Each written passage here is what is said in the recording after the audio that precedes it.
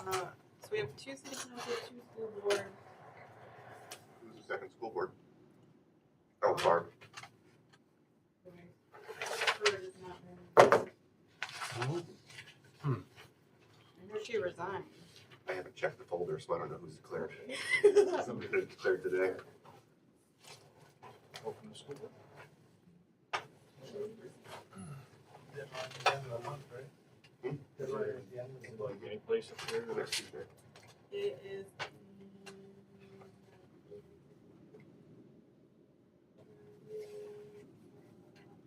Are they calling us or we calling them? They are calling us. I'm going to follow up with them. They both responded today saying they were ready.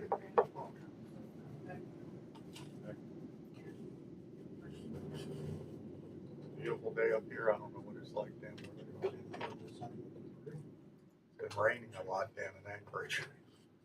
Yeah, I heard that. We've got Anchorage's nice weather. It's okay.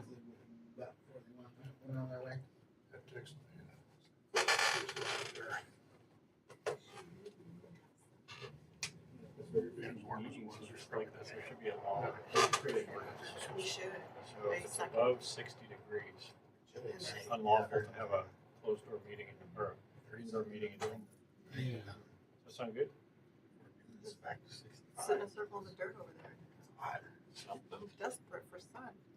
It has to be somebody's camp.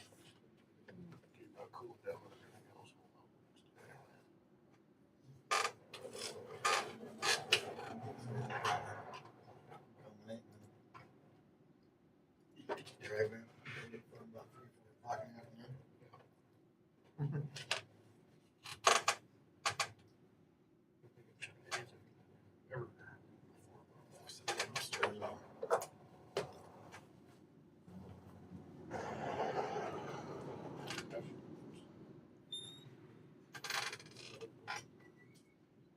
Yeah.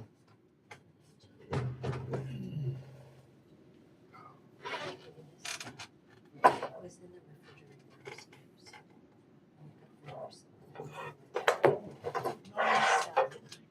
Yes, I saved it. Cool. Bless your heart, Cheryl. Thank you so much. I see you.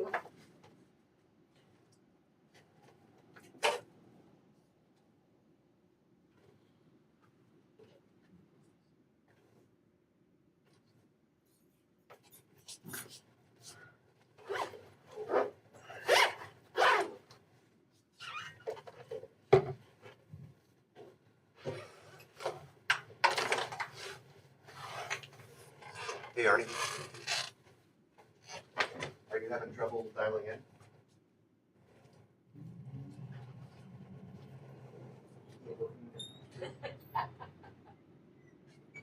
Yeah, my new kitchen cabinets should be arriving this week or next. Okay, let me give you dial 907 No permit on that. 443 Don't need one for that, right? Yeah. 6599.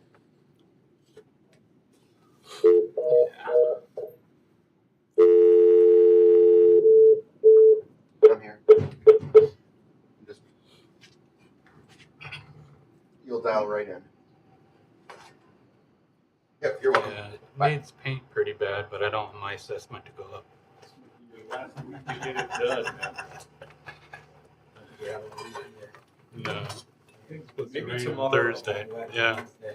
Maybe tomorrow, that's about it. I made a list of all the caulking jobs I had to do. Okay, done tomorrow. Does your assessment go up if your house is only half painted? Should go down. Yes. I'm not gonna Hello, is that you, Arnie? Yes, Mike and Arnie. Okay, great, thank you. Sorry I didn't get the audio visual going on my computer. I've loaded up the program. For some reason, I can't get it to open. That's just fine.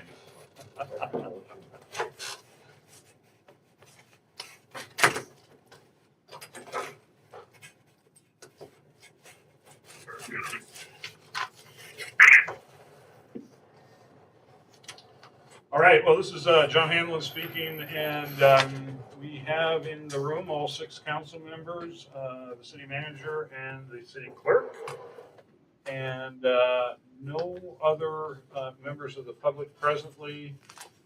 On the phone, we have the finance director and Deanna Haker from the Nome Nuggets.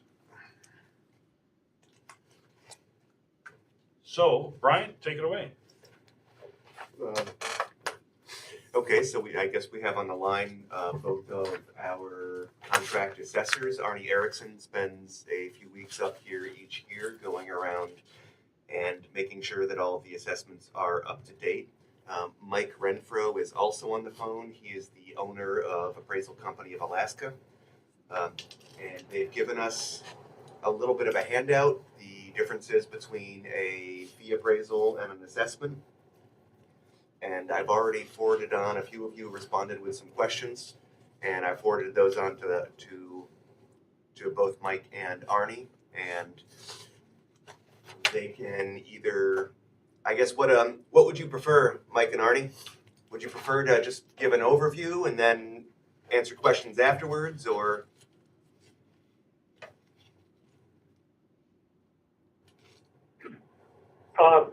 Brian, the mayor, council, I think that I can give you just a brief overview of what we do.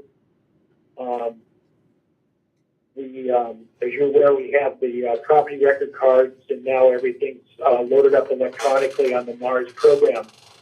Every year we spend quite a bit of time looking up sales and comparing those sales to the assessed value. And that relationship is called our sales ratio. And the ratio tells us whether we're high or low in relation between the assessed value and the sale price. We do all of that work primarily before we come up to Nome. So when we get up there, we've got a recheck list from prior years with question properties that are partially completed, properties that look like or had permits that nothing's happened on, and we have all of the new permits. We go around and look at all of those properties and make all the updates and put all of the information into the MARS program. At that point in time, when we're done inspecting all of the properties and we have our sales ratio, and we can say that, as an example, the ratio is that sale prices are 20% higher than the current assessed value. That tells us that our assessments are low in relation to the sale prices. We go back and analyze those sales, and with the MARS program, we go back in and we raise the assessed values, not generally up to 100% of fair market value. We shoot for 90%, or close to 90%, because at that ratio, we're pretty much assured that none of the properties that we're reassessing are over 100% of fair market value. So that's generally the steps that we go through every year for the assessment process.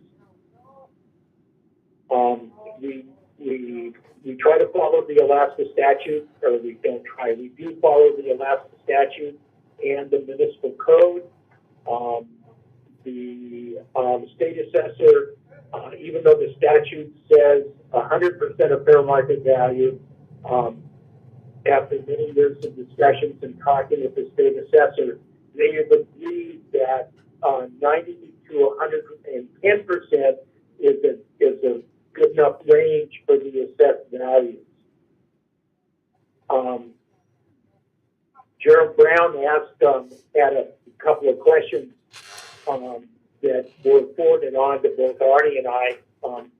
I'll start on the first one.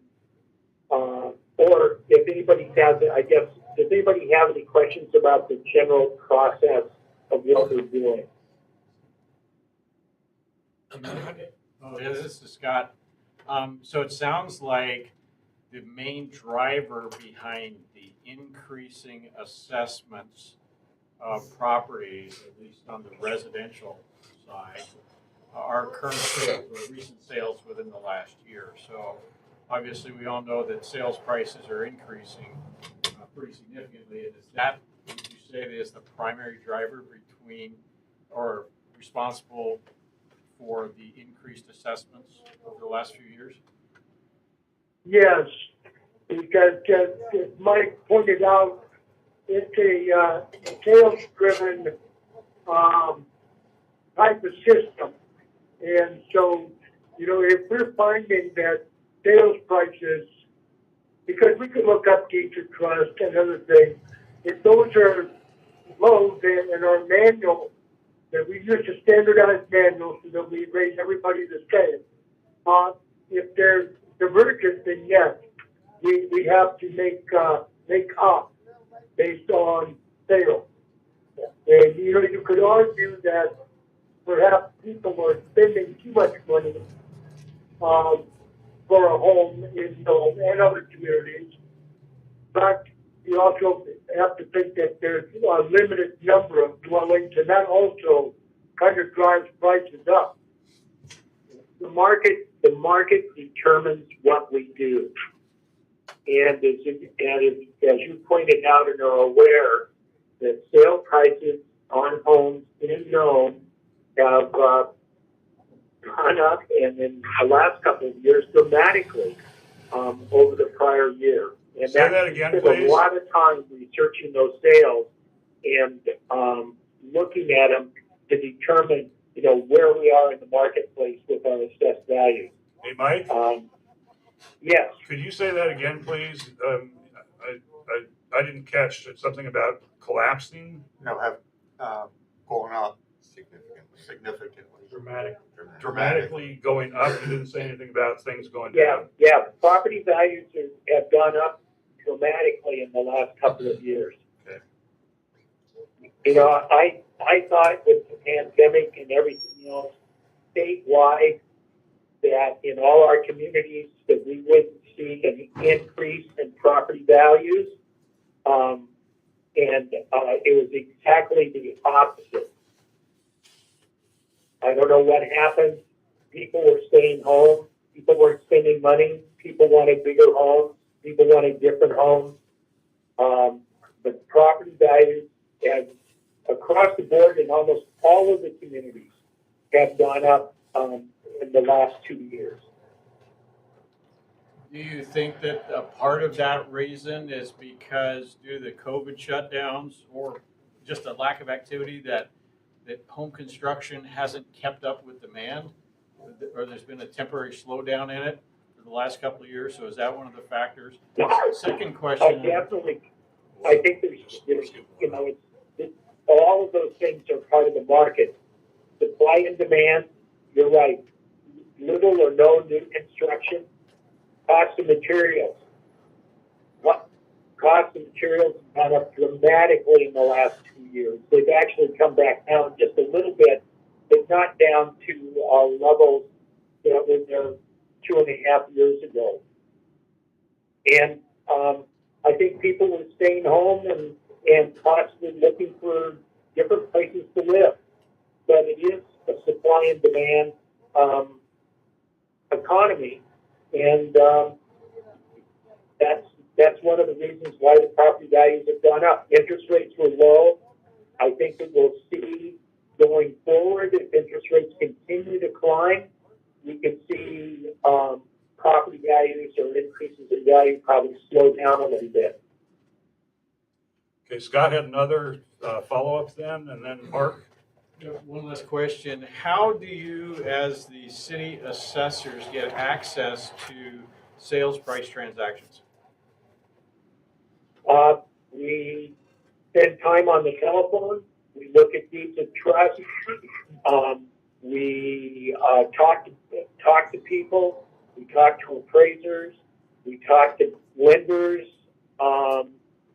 as you're aware, Alaska is a non-disclosure state, and we spend a lot of time talking to people and doing research to come up with the sale price. Okay, thank you. That was my question as well. Okay. All right, well, it was Gerald's question. Did that answer your question? No, Is that what the original that question wasn't. was? No, he was going to address the questions that I had, Okay. but Not yet. gave an opportunity for others to talk about the general. Okay, any other general before we go to the questions that are written? Okay, let's take the written ones, Mike and Arnie, please. Oh, okay. Arnie and I are sitting here and going, does exterior appearance matter? You know, when I look at a piece of property, I kind of judge it or value it in accordance to the properties around it. And I suppose if I look at a home that the exterior is not well taken care of, then probably the interior is going to be the same.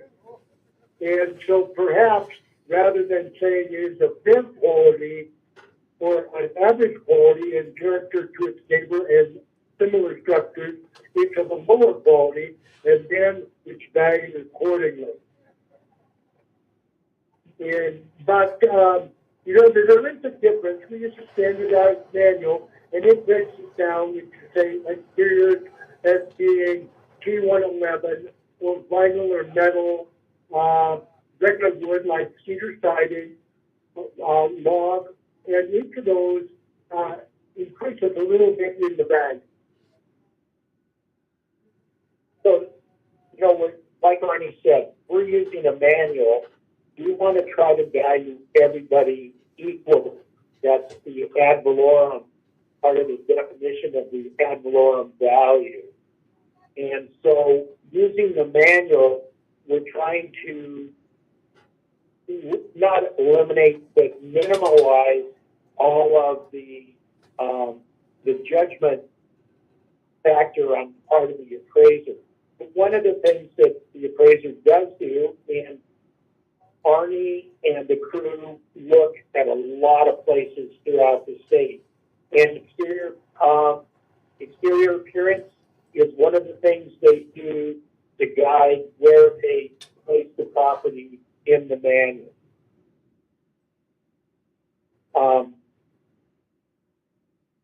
So I guess to answer your question, does appearance matter?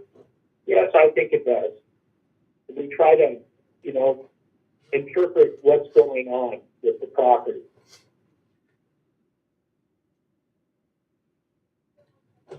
Okay. The second question is, why might two similar properties on the same block have drastically different values? And I'll start out on that one. It could be that they could be similar, but the sizes could be different. The condition from the appearance could be drastically different. You know, one could have more amenities than the other, like the garage,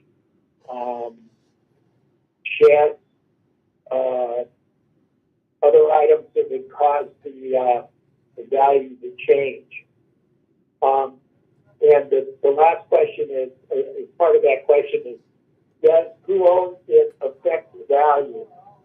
And I'm sorry, we sort of look at that one. No, we're not looking at the ownership as affecting the value. We're looking at the legal description and the address and the parcel ID number. And I guess I would look at that, say, perhaps when someone asked this question, I don't remember, but should you ask it, if the church built a dwelling and the private individual built a dwelling, it wouldn't matter who built it. And one other thing, age also comes into the character. You could have two houses side by side. One is 20 years older it's certainly going to be depreciated a bit.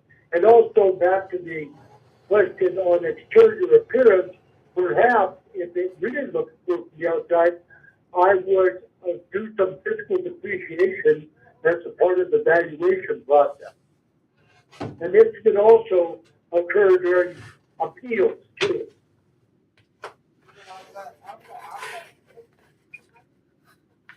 So if there's no other comments on that, or I'll wait until the end, you can ask them.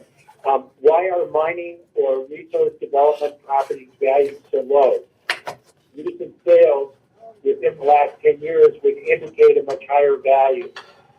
Again, we're a non-disclosure state, and as we go through and try to find those sales, which are generally harder to track down than sales on houses, as we find them and we see them, we compare them to the other properties out in the outlying areas, and we'll be raising those values also.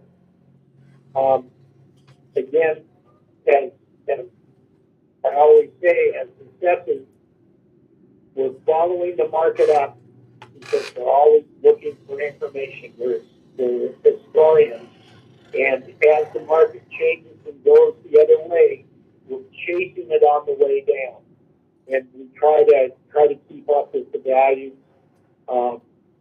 You know, the development property values so low. You know, it's just a matter of getting more sales so that we can make those adjustments. And also size matters and the location.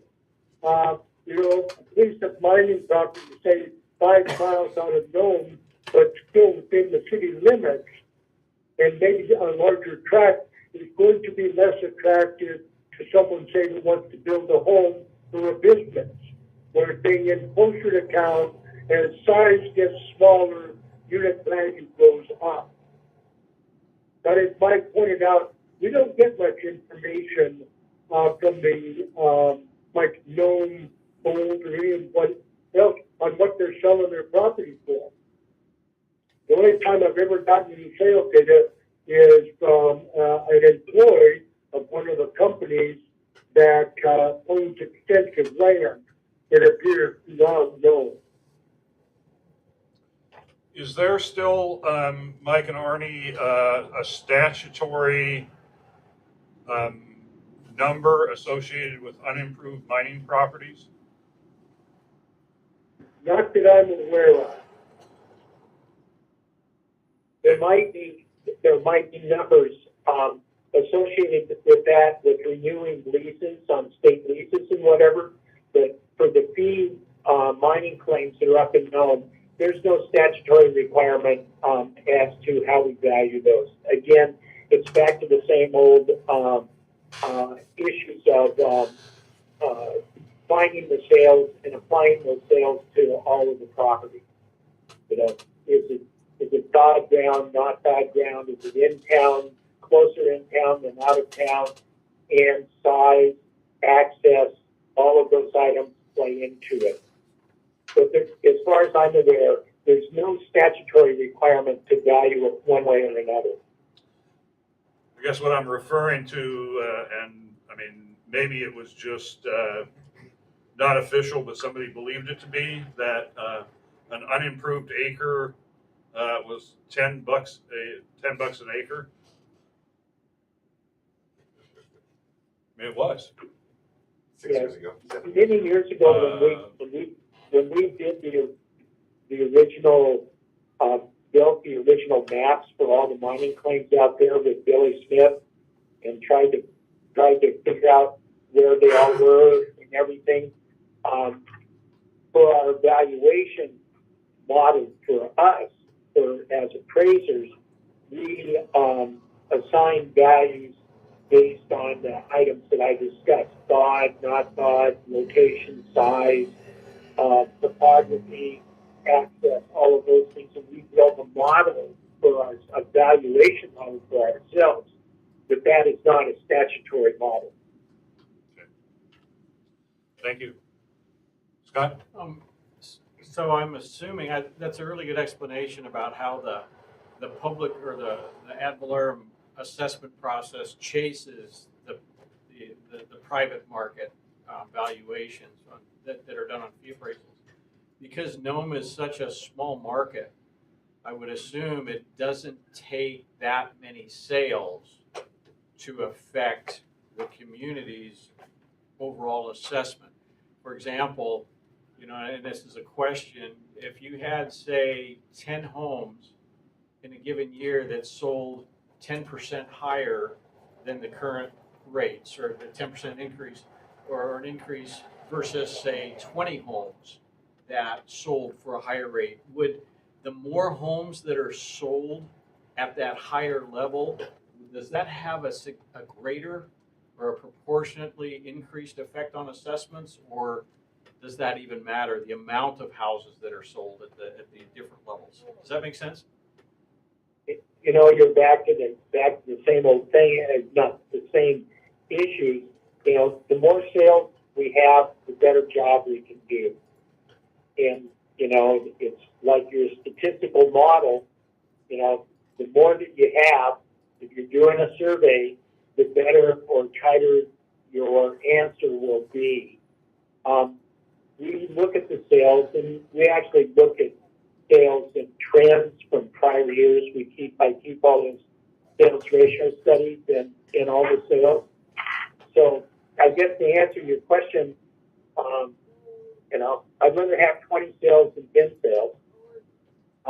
If I think that the sales are misleading based on historical data, then I might not follow those sales as dramatically. If they're going up 10% or 20%, maybe I would be say the trend is for values to go up, but I don't think that it's going up 10% for everybody. It might be 5% based on the information that I can get from the market. And also something I look at is not necessarily sales, but we see a lot of, say, remodel permits or refinancing. And so oftentimes deed to trust are valuable here. When someone says refinance it, and then I kind of judge the property a little bit by that also, not singling them out, but kind of showing the character of where things are going. It doesn't necessarily have to be a sale for them. Yeah, and the other thing is we do not. If somebody gives us a sale information, or we get one on, say, a house in ICU, and everything, we do not just raise the value on that house. That value change or the information or the ratio that comes up from that goes into the overall equation for all properties. And so we're not picking and choosing and just penalizing those people that we find their sales on. Again, I built a statistical model with all of that information, taking a lot of the information that Arnie gives me on deed to trust. How much are remodeled houses from the deed of trust? What kind of numbers are we coming in there? And we put all of that information into our model when we come up with what we're going to do and how we're going to change the value. One more question, and I'll be quiet. I was reading somewhere that just because somebody gets like a good deal on a sale, say they bought a $300,000 house on a quick sale, motivated seller, and they sold it for, they bought it for 90% or 80% of the value. Those types of sales are not taken into account. They still look at what would be an arm's length transaction. Is there any truth to that? Arnie can answer this too. If we see a sale that is not consistent with all of the other information that we're gathering when we're doing our sales research, like I'll come through and I'll have a sales ratio, and I'll see that my ratios have been like 70 to 110%, and all of a sudden I come along to a sale that's down at 50% in the sales ratio. We'll go research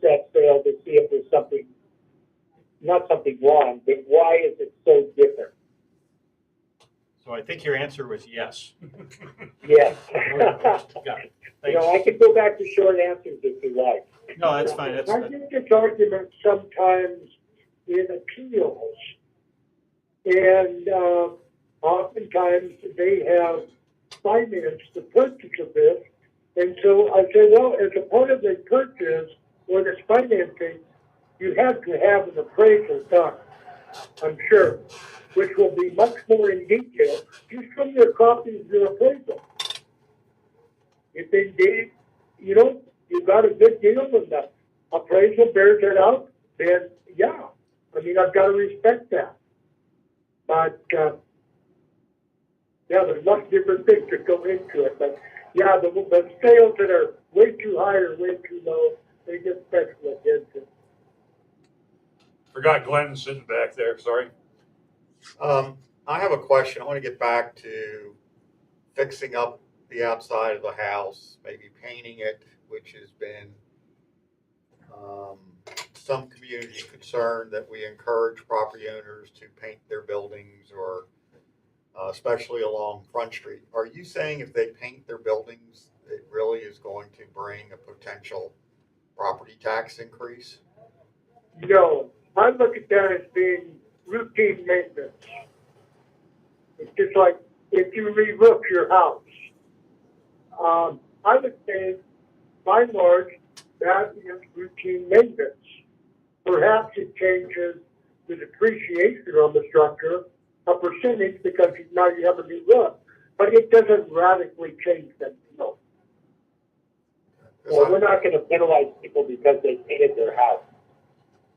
That is, just so you know, probably the biggest misconception or perception, how you want to put it, up here. And But on the other hand, I did hear that if you have a nicer looking house on the block, then, I was getting to that. oh, sorry, Go ahead, sorry to go interrupt ahead. you, that you would have a chance of having your place assessed higher because it's assuming then that you also keeping your place up as opposed to your neighbor who's not painting. So you actually do get a higher assessed value if you paint your house. No, I don't think so. I think that most everything that we assess, we put an average quality. You know, you've got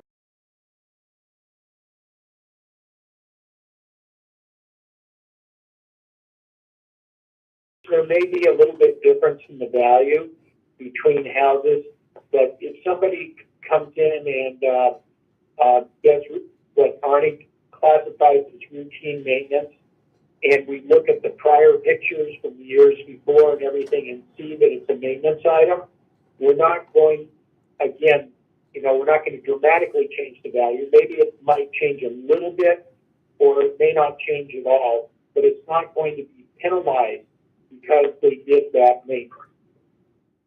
By penalize, I mean raise the assessed value. I think that should probably be a benefit instead of a penalty, but I'm the assessor.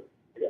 And one thing, I'm glad you brought that up about maybe the nicer looking house and block. This comes up sometime on appeal. People will argue, well, my house is the same size as the house down the street, but I'm at a higher value, and they've got an extra bedroom or an extra bathroom. We're doing this from an exterior view. We don't know what all is inside the house unless the owner lets us come in. And we don't have the luxury of going into every house, or the city could not afford to have us as assessors because it would be so time consuming. So a lot of it has to be just with depreciation. And another thing is, people that keep their yard up don't have a bunch of yard art, I call it, car bodies and other things. Their house is going to be assessed the same as the house next door that has a green lawn. Because how do you differentiate depreciation on lawn art? Doug?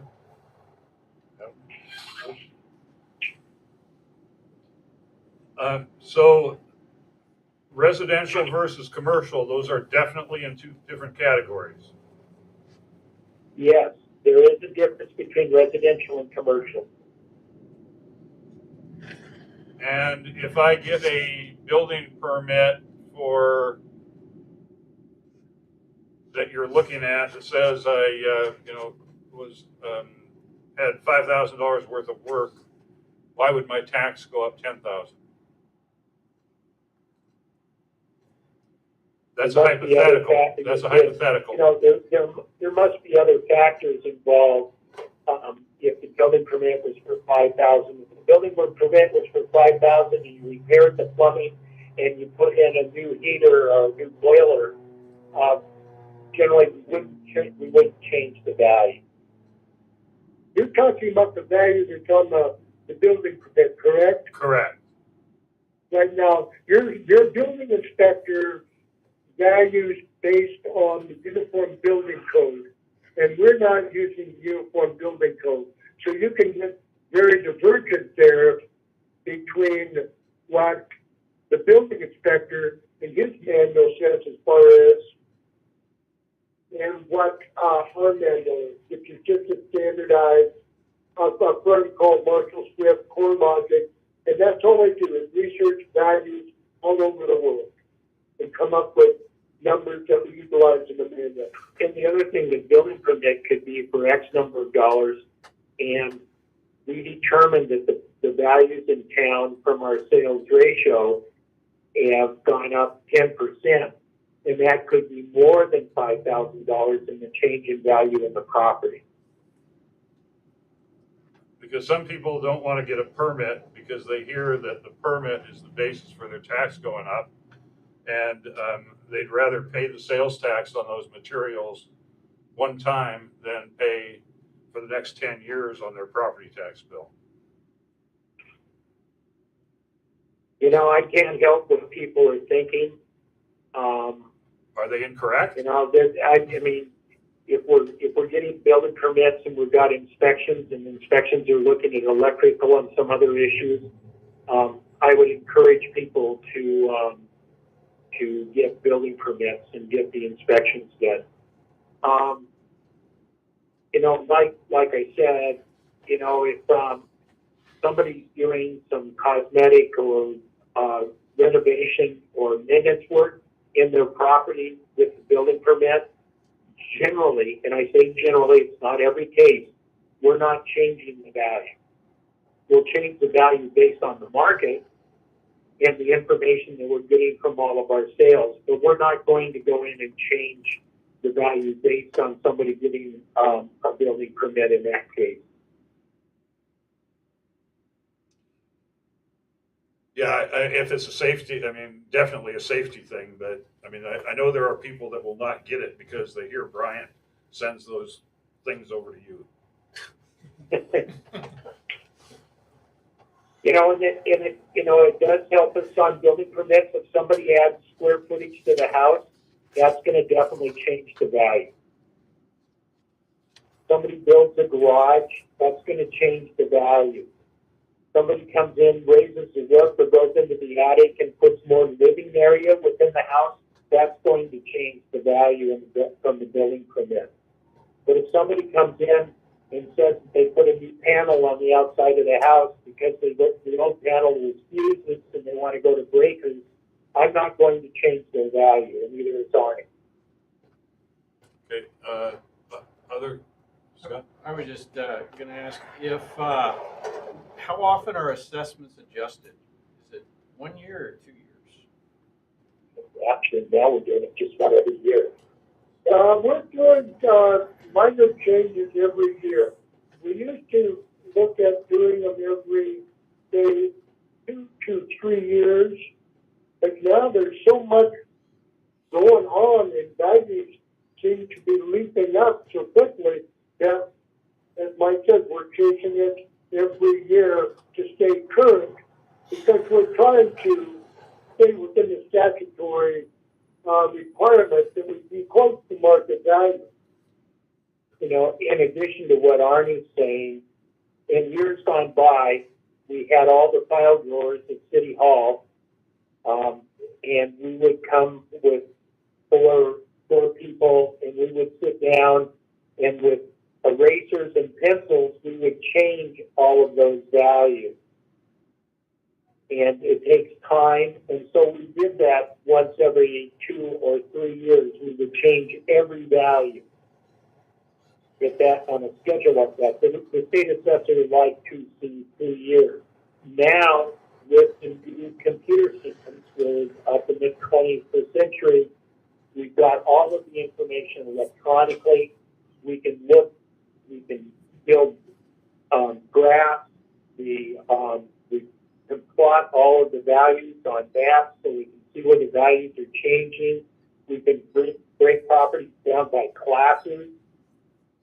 So now we're able to change the values up or down every year for all of the properties.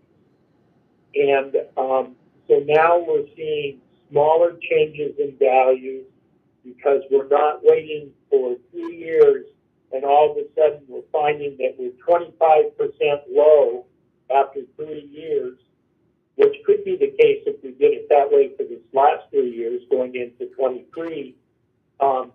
Now we've been able to change the values every year, and we're seeing smaller increases in value. So the interval when assessments change isn't baked into state statutes or local ordinances or whatever. It's pretty much what the assessor decides based, and it sounds like because it's online or automated, it's a lot more efficient to do it every year. Yes, it's a lot more efficient to do it every year. I believe that we're turning out in, not that I don't think we tried to do a good job for you for the last 30 years, but I think we're doing, because of technology, we're able to do a lot better job today than we could 15 years ago. Then final question. So if you had to guess on a percentage of how many appeals that are actually changed versus not, are appeals typically successful, or can you put a success ratio on that? I think the appeals are very successful, whether I change the value or not. And I do change some values because now I have an opportunity to see the interior and to listen to their concerns. Because when I look at a property, I don't knock on the door and say, hey, do you have any physical problems with your home or anything else? Whereas on appeal, now I get all the facts, as it were. And so, and also it helps because I encourage people to appeal. The process does work, and it's a good learning experience for them too, also to understand exactly how we evaluate things, what all goes into consideration, and they have an opportunity then to say, well, yeah, he's holding a deed of trust in my place at $500,000, say, and I'm telling him it's only worth $375,000. I kind of got caught with hand in the cookie jar. And, I'm not out there sticking out people saying, hey, you're just trying to change the truth.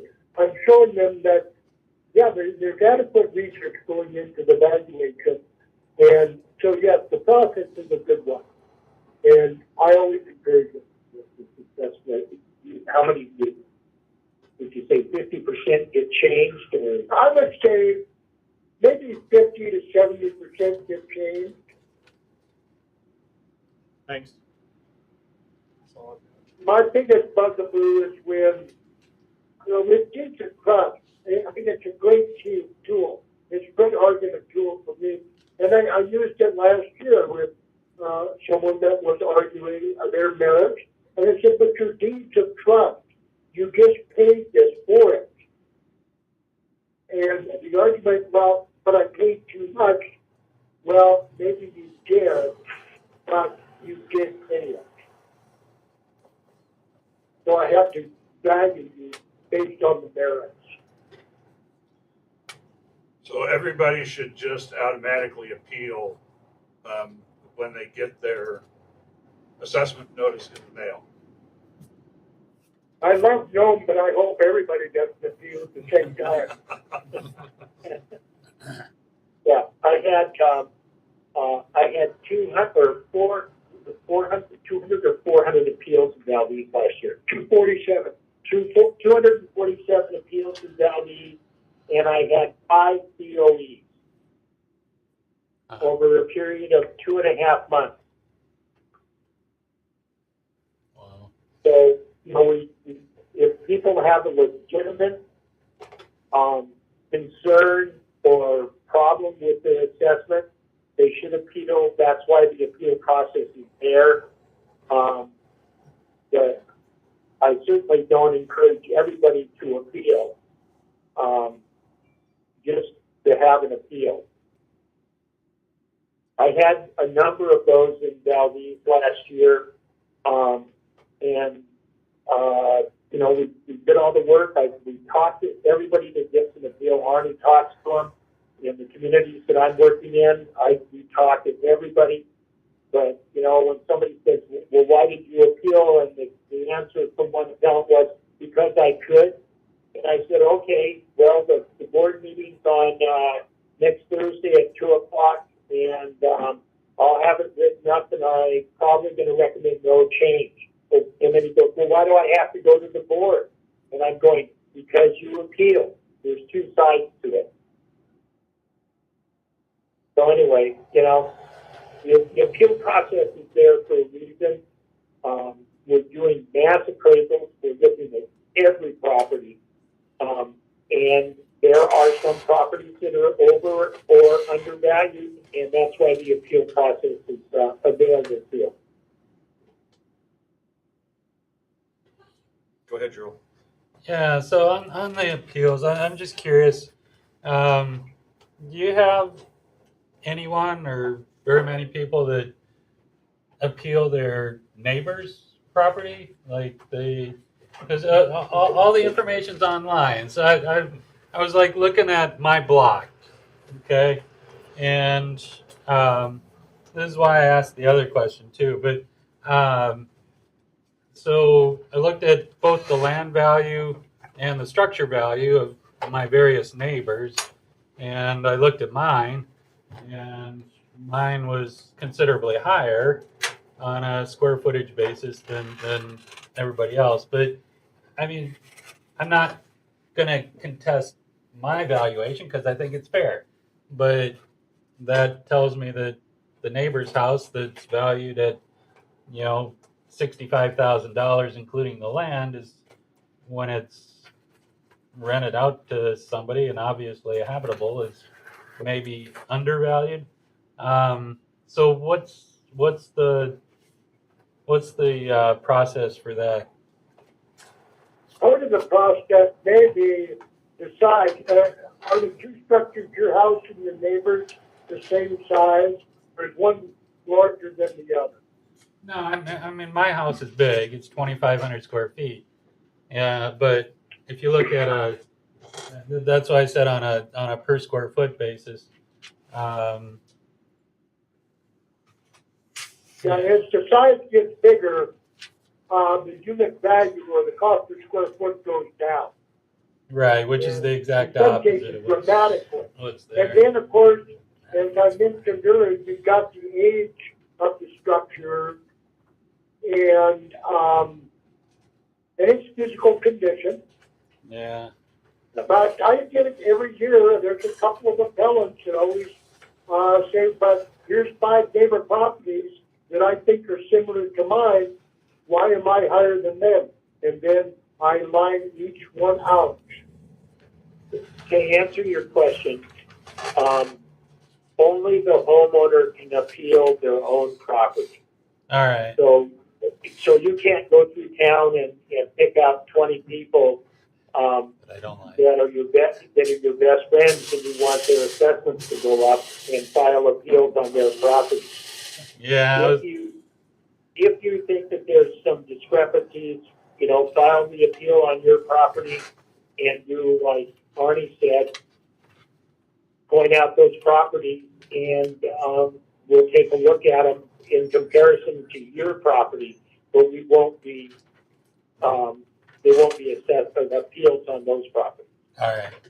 That makes perfect sense. So the last question was on the school funding formula.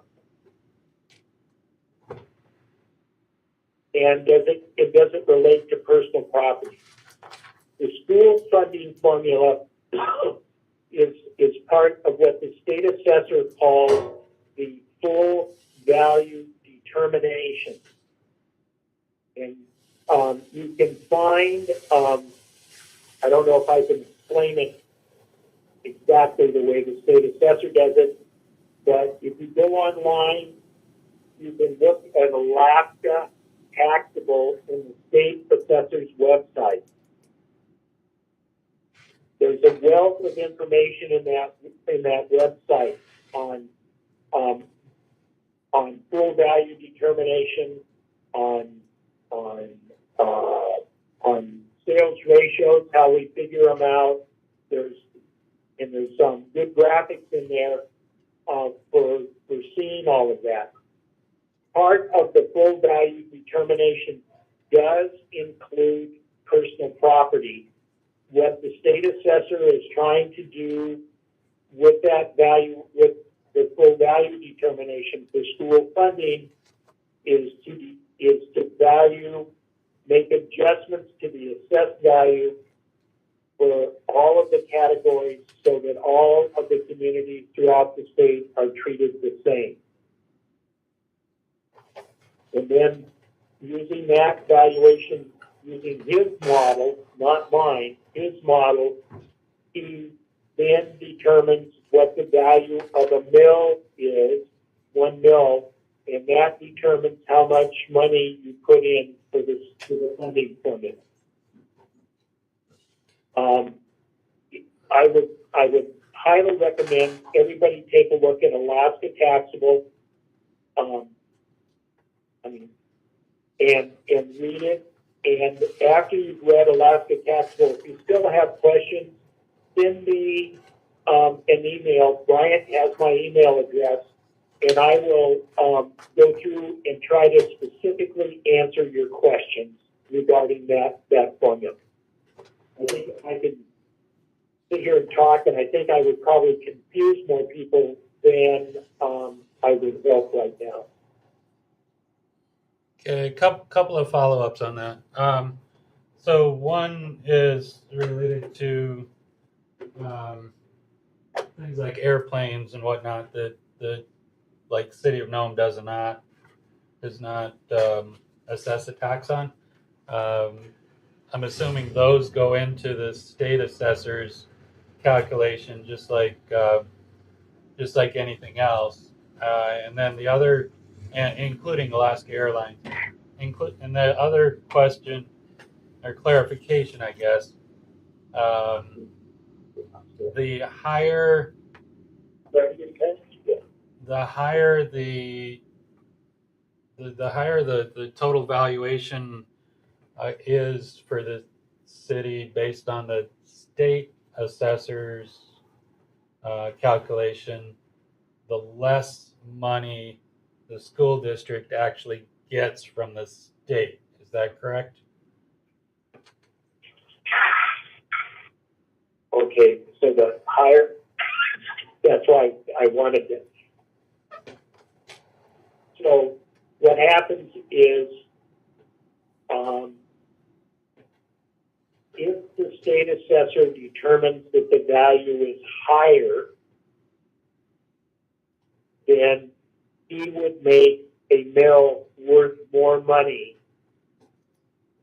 And that means that the city would have to put in more money for the mill rate for the school funding formula.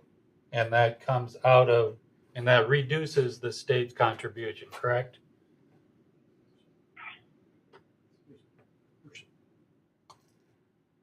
Yeah, the city would come up with more money and the state would come up with less. Thanks. But the city would be receiving more taxes. Not necessarily, because it's the state assessor. The state assessor's calculation does not necessarily jive with what the city's assessor does, and our tax base that we assess taxes on is based on these guys. The amount that the state assessor uses is based on a separate calculation, and they're not the same. They're off by several $1 million, aren't they? Yeah. You can find all of that information in Alaska Taxable. Okay. Thanks.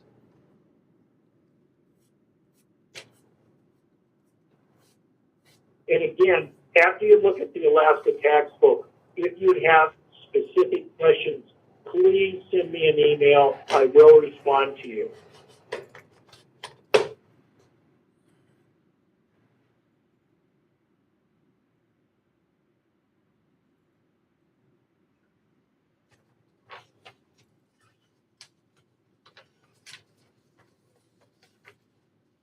Everybody looks satisfied around the room, I guess. Sounds like I was the only one to submit questions in advance. Scott did too. Scott did too. Oh, maybe it was the same question. Just one, so you get the prize for this.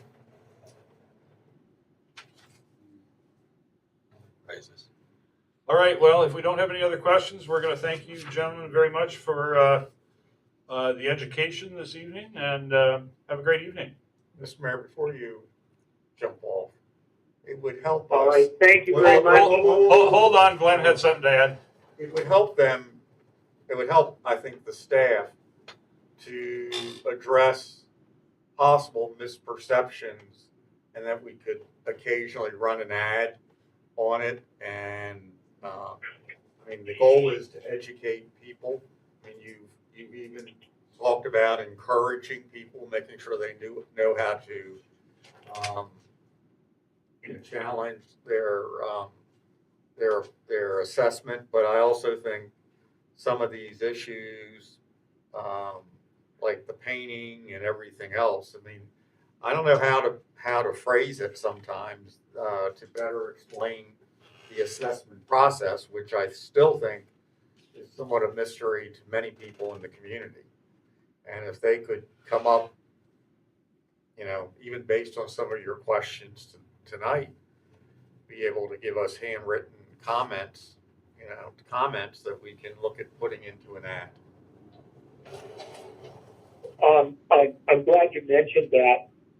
What we've done and what we're starting to do for all of the communities is writing a general letter explaining what we're doing and what's happening and why we're changing the values. We can write that up for you. It can either go in the paper or in a lot of the communities in Valdez, Petersburg, Yakutat. I'm trying to think of the other communities. In all of those communities, we've had a handout that went out with the tax bill explaining what we're doing and what the value changes are and what we see and how we do it. And we found that's really, really helped with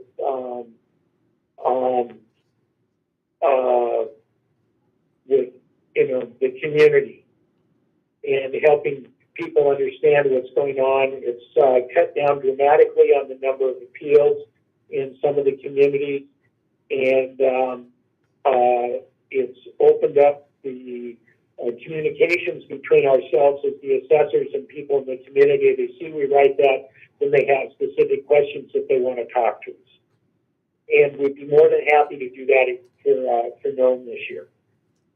Yeah, I first did this in Bristol Bay about 4 years ago, and I think that it probably cut appeals at least 50% or more, because people had a better understanding. And they had to understand that in appealing, the burden of proof lies on the property owner. And so you can't just write on there, it's too high, change it. You've got to put a little work into this. And so it is, again, it's a good process having that letter.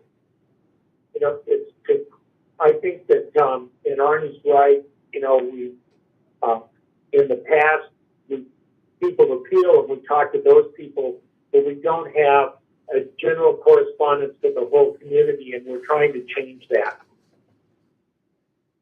Well, And I can talk to Brian about that, as we go on towards finishing up the year here, and put together a letter. Arnie and Martins and myself can work on that and get it to you to take a look at, and to see if you want it to just go in the paper or if you want to include it in the tax bill. I think everybody's agreeing that we should try it. So if you can get that to Brian, I think everybody would feel good about that. At least we're trying to establish communications with the taxpayers, property taxpayers. Yes, and I agree. It's all about communication with the people, the taxpayers, and everybody in the community. And we'll definitely work on that, and we'll get a draft of that letter off to Brian towards the end of the year. And I assume that this manual that you refer to is something you can buy on Amazon? I'm afraid not. We spend many thousands of dollars buying that manual. Okay, so it's not generally available to the public then, I guess is my... Now, actually, it's described as we use the manual as a guideline. The valuation is called a market-driven cost approach. We use the manual to help us value the categories of homes. The multiplier in the information that we do with the sales ratio study that we do based on the sales, we modify all of those numbers based on our own statistical research. But we got to have the place to start, and the manual helps us with that place to start. Yeah. Okay, that's cool. Thank you.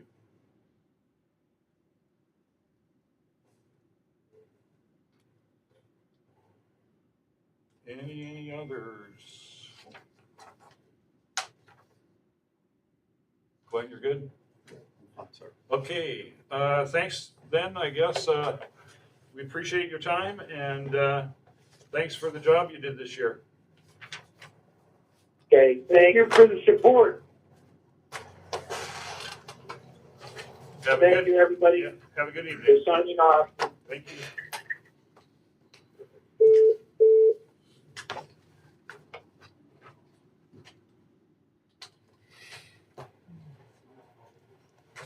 Probably can't start her, but Nope.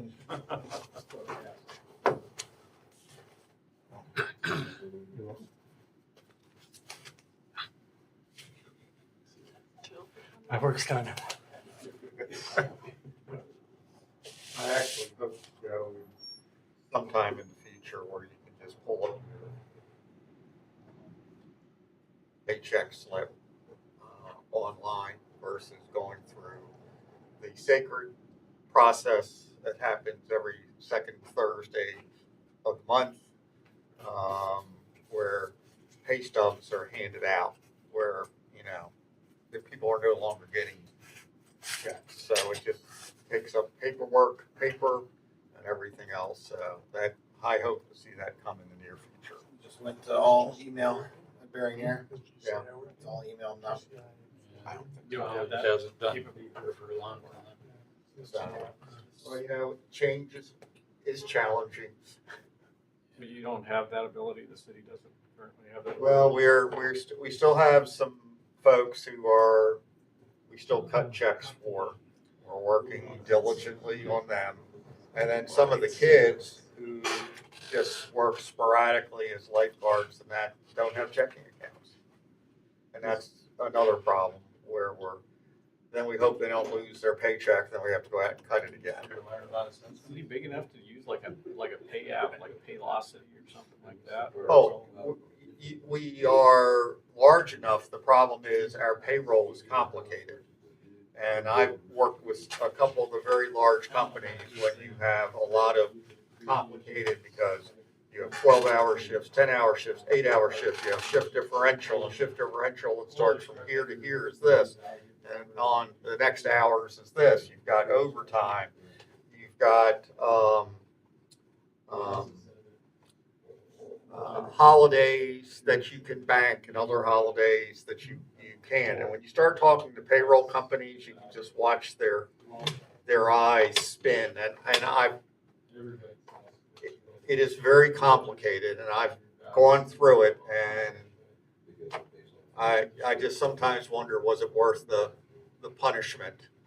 The integration is probably challenging. I mean, it always is, but you know, we switched to that. And I mean, it takes a lot of work to get it.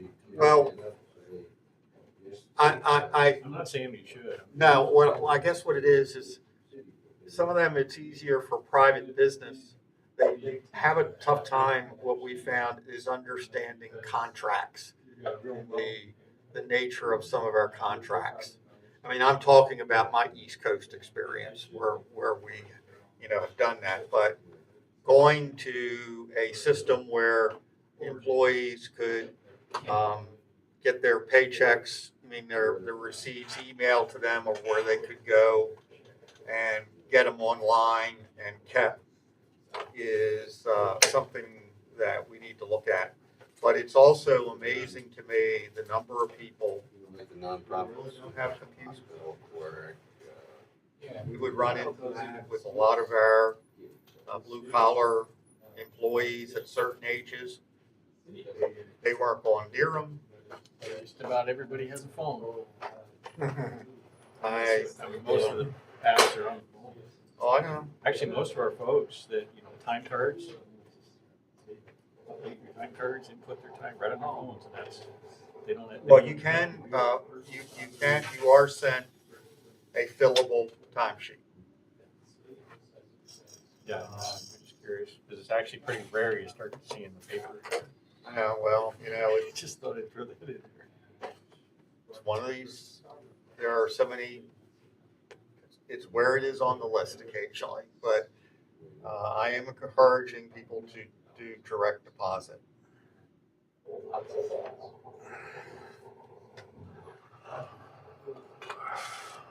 And also, it helps payroll immensely for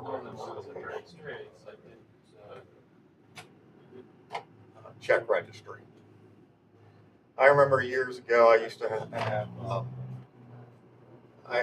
we would have we had the retirement funds that were managed by the city. And I can't tell you how many people save their checks. And they might be out 6 months. They looked at it as a savings. They always drop the latest, but it was a nightmare for management. And then all of a sudden they would lose them. And then we were writing all new checks for them. And then we said, we're going to go to direct deposit. I thought they were going to hang me outside of City Hall on the highest flagpole. Direct deposit's like 40 plus years old. This, just so you know, was 10 years ago. Some organizations are. I know. When I was in the military, like a long, long time ago, that you didn't have a choice. That's what you do. Well, with the Social Security, you are now required to have direct deposit unless you're at a certain age, and they grandfathered those in. I can remember when we had 3 separate retirement funds, and I tried to get them to put it together. Have one manager or 2 managers give themselves over $500,000 between the 3 funds, and you thought I was preaching heresy.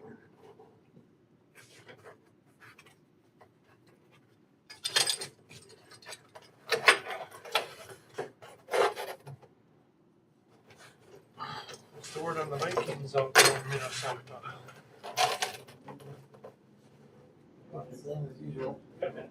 Sure. I don't know why you're here. A good team, but we're probably gonna suck.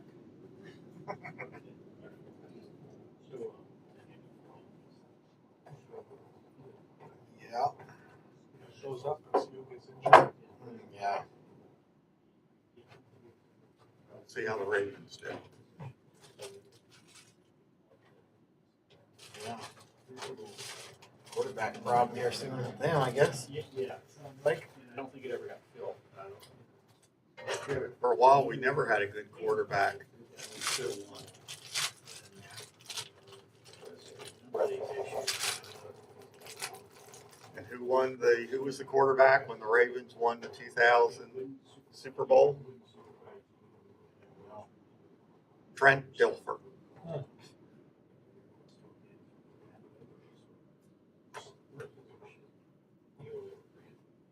Not a household name. No. I was gonna say, who's that? He was a good journeyman quarterback.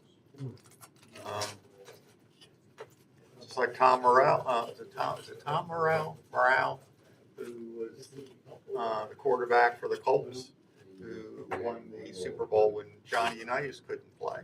Is this thing still recording, Brian? we're still, yes, I understand he's. Well, it's going to be an interesting conversation. Just like we're in the living room. I don't think so. I know when.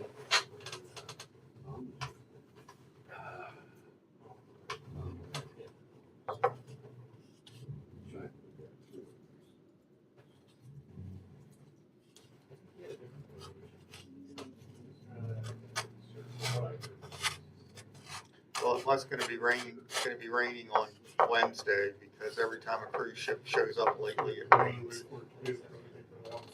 That certainly is not my intent. Sideways. Let it reportedly about that name.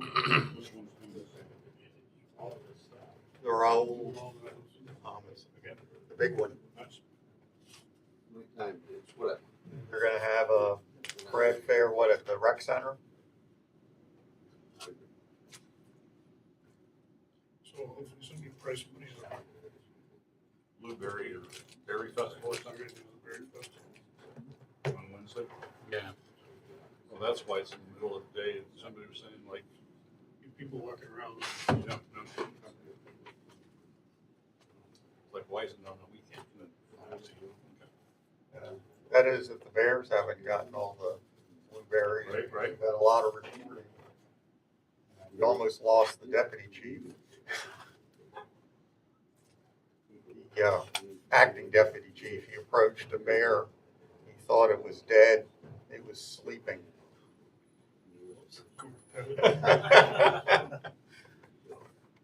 Well, the chief had shot a bear and they were looking for it. And they thought that was the dead bear. Now, the chief never found that bear, I don't think. The acting deputy chief. It's Will Crockett right now.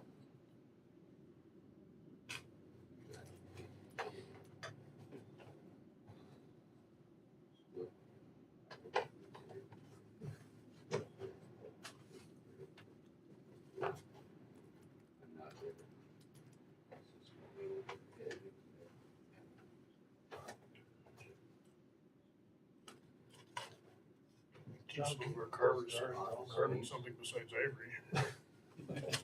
No, I'm just kidding. No. Well, if anybody wants the new car smell, the new vehicles out in the parking lot.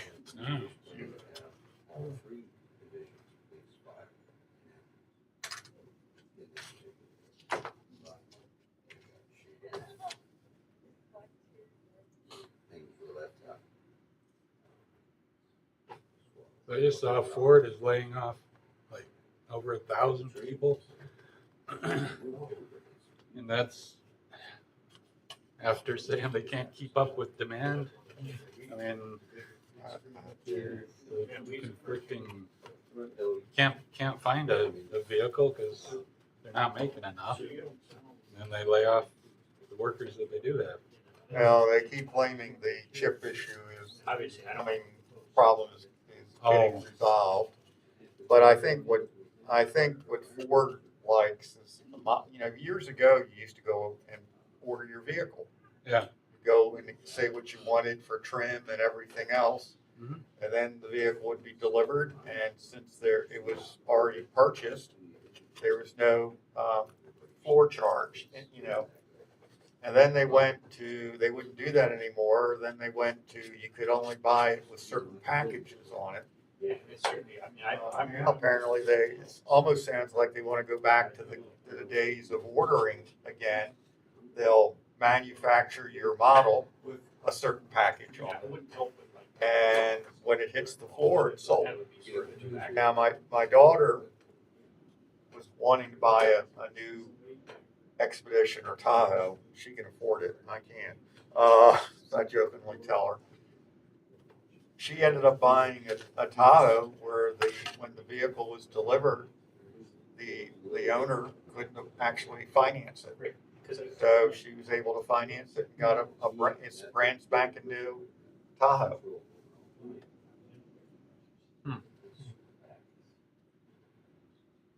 But in my car buying adventures with her, I found out the Expedition is actually wider than a Tahoe.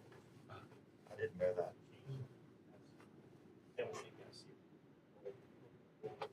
When I went to a car lot at a Chevy place earlier this summer to look for a pickup truck for a village, every one of them had a push button tailgate.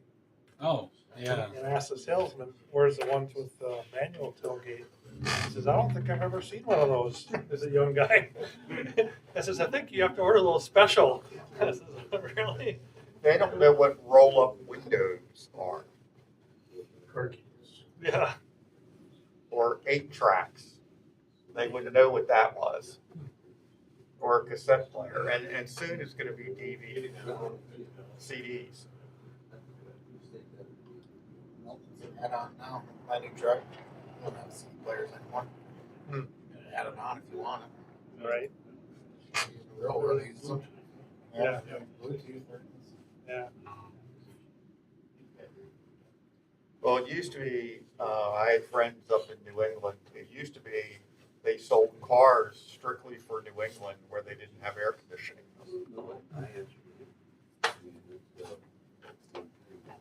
Mine need air conditioning up here for the 1 or 2 days that it gets hot, you know. I tell my wife that, and she goes, "You guys are nuts." I said, "No, it's hot today. It's 68. It's all relative. Yeah. Used my seat cooling feature yesterday on the way back from camp. Yep. Seat cooling? Oh yeah. I got heat or cooling. Oh, cool. I've seen the seat heaters, but I've never. Huh. That's on a real fancy Someplace car. like Texas, Arizona. Yeah.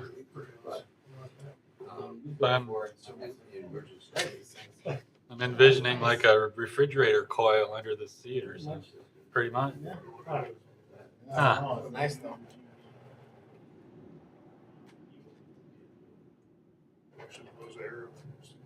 Ah, You have to have leather seats in your vehicle to do that, though. well, Yeah, even if they're heated seats. okay.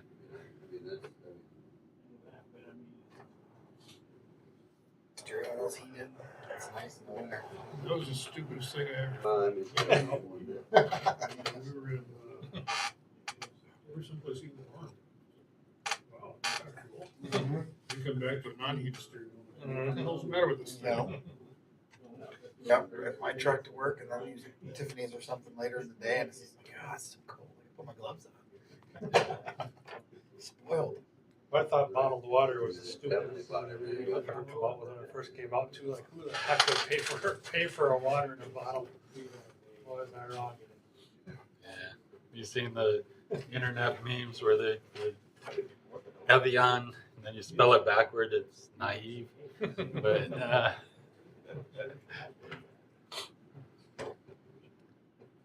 Probably wasn't an accident. yeah, I'm sure it was. But bottled water does taste different in certain. You really can't tell the difference between some of the bottled waters. Especially if you're in a place that doesn't really have good tap water like we do. Right. That's what I tell people. I said, we have the best water in the world up here. I said, you ought to take some bottles home with you. Yeah, my aunt is way middle of nowhere, Minnesota. When we were back there, tried it out of a Brita filter, and still, it's like I can't do this. Yeah. This is good water. I bet it is. It's not good enough. Get a bottle of water. Yeah. It's iron and Oh, yeah, a lot of iron. a lot of iron in there. Near well. Well. They really need one of, not the Brita at the faucet. They need one of those water processors right as it comes in, The whole house the thing. whole house, because the iron water is, They got one. They got the whole package thing. and it still doesn't taste. Well, it's they drink it. They don't mind it. Still doesn't make the water taste good. Yeah, they're used to it, so it's perfectly fine for them. Well, the Eastern Shore of Maryland is a lot of iron and it's water, and I remember going down as a kid and I said, oh my God, you know, I don't want any of this water. I'm not happy.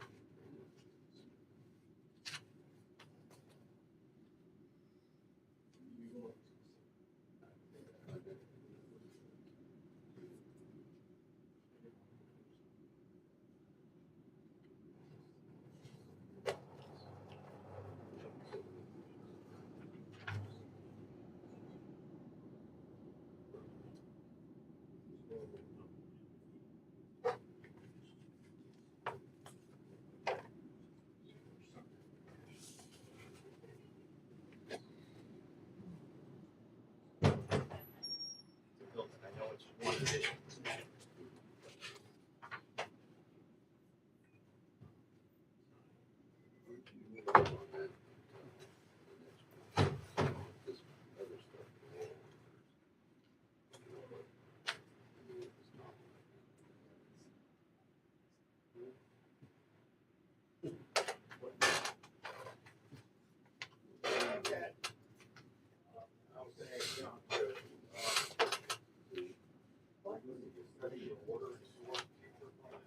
What's that?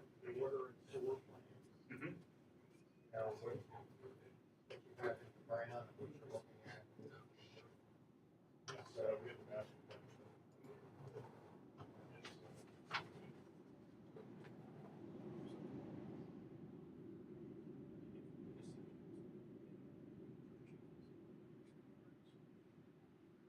Right, and where what is and what's Yep, yep, yep. Yeah, we have that.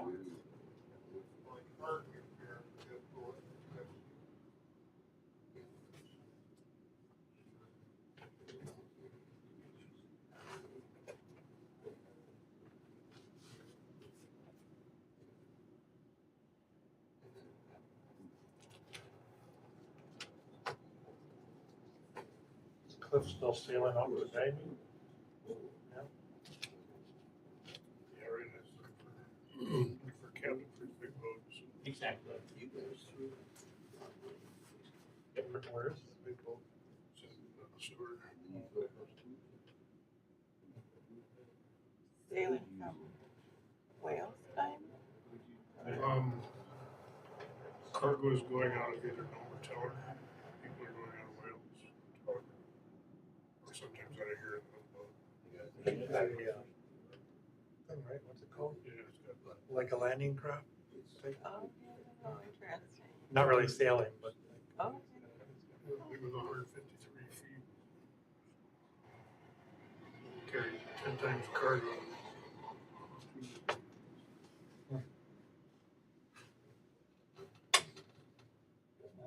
Johnson?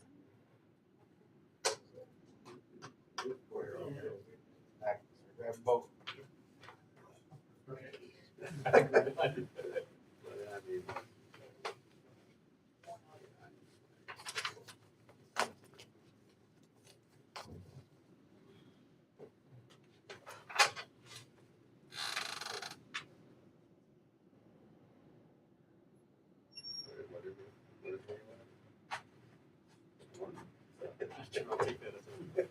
Yes or no? Thanks.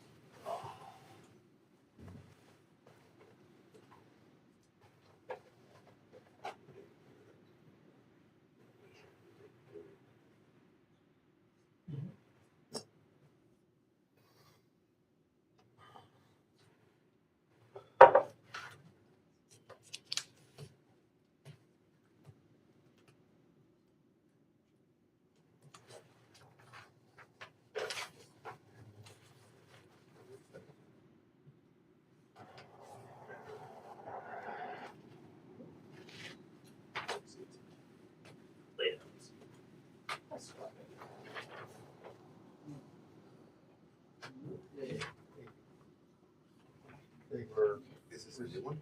This is the latest one.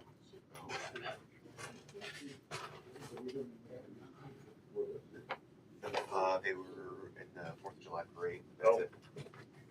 I sent it out via email right when I got it. Right, yeah. They've been in existence for a year, it says.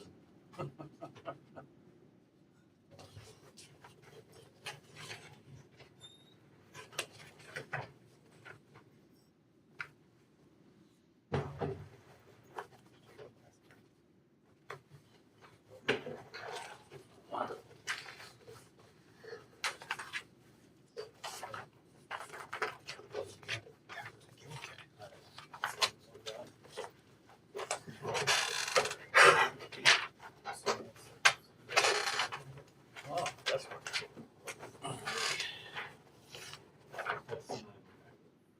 Oh, okay. But it's like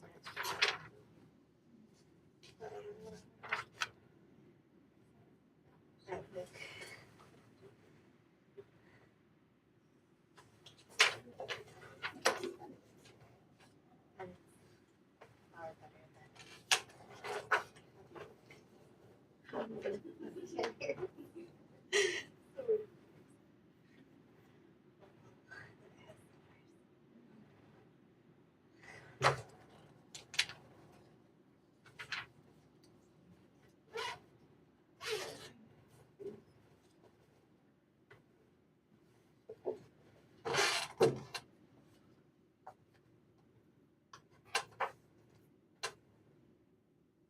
Ready to hit.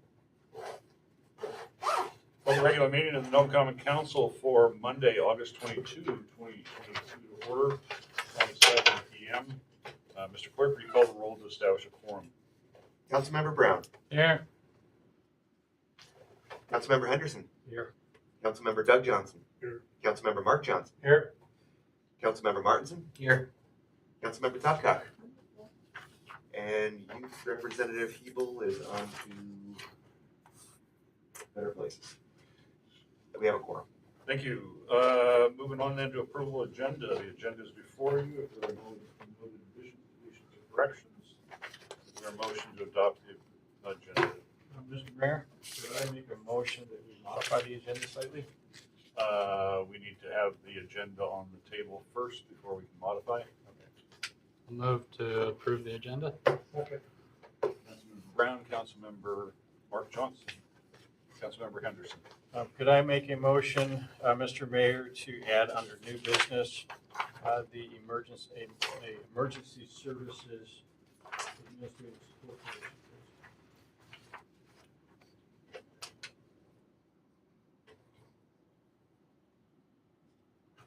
They will list emergency services support.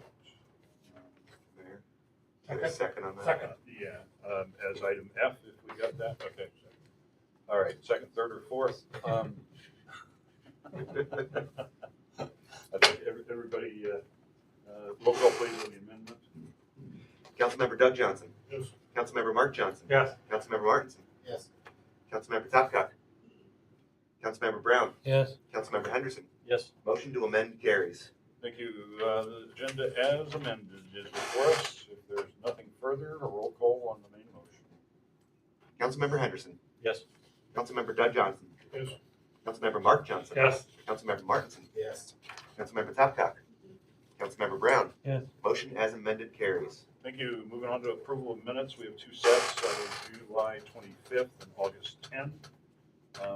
If there's not an objection, we'll take that as a package. Is there a motion to approve these minutes? Make the motion. Second? Councilmember Henderson, Councilmember Topcock. Roll call, please.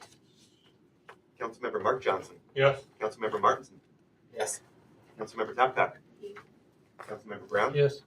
Councilmember Henderson. Yes. Councilmember Doug Johnson. Yes. Motion carries. Thank you. That brings us on to communications.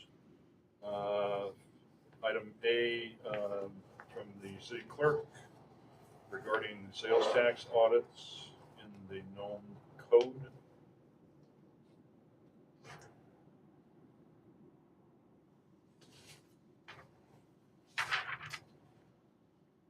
Second communication is from a Second Chance Modifications Company. That they are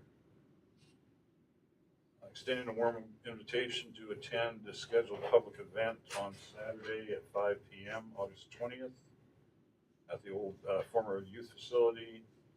Welcome home for Bryce Warner King Green, and unveiling of a modified track chair to be used to progress towards a goal of returning to work.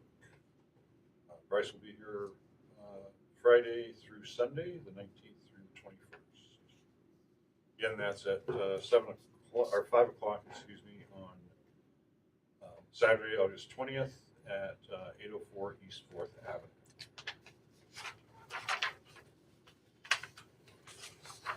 The next communication is from Tom Vaden to the council with regard to failure of Nome volunteer ambulance department.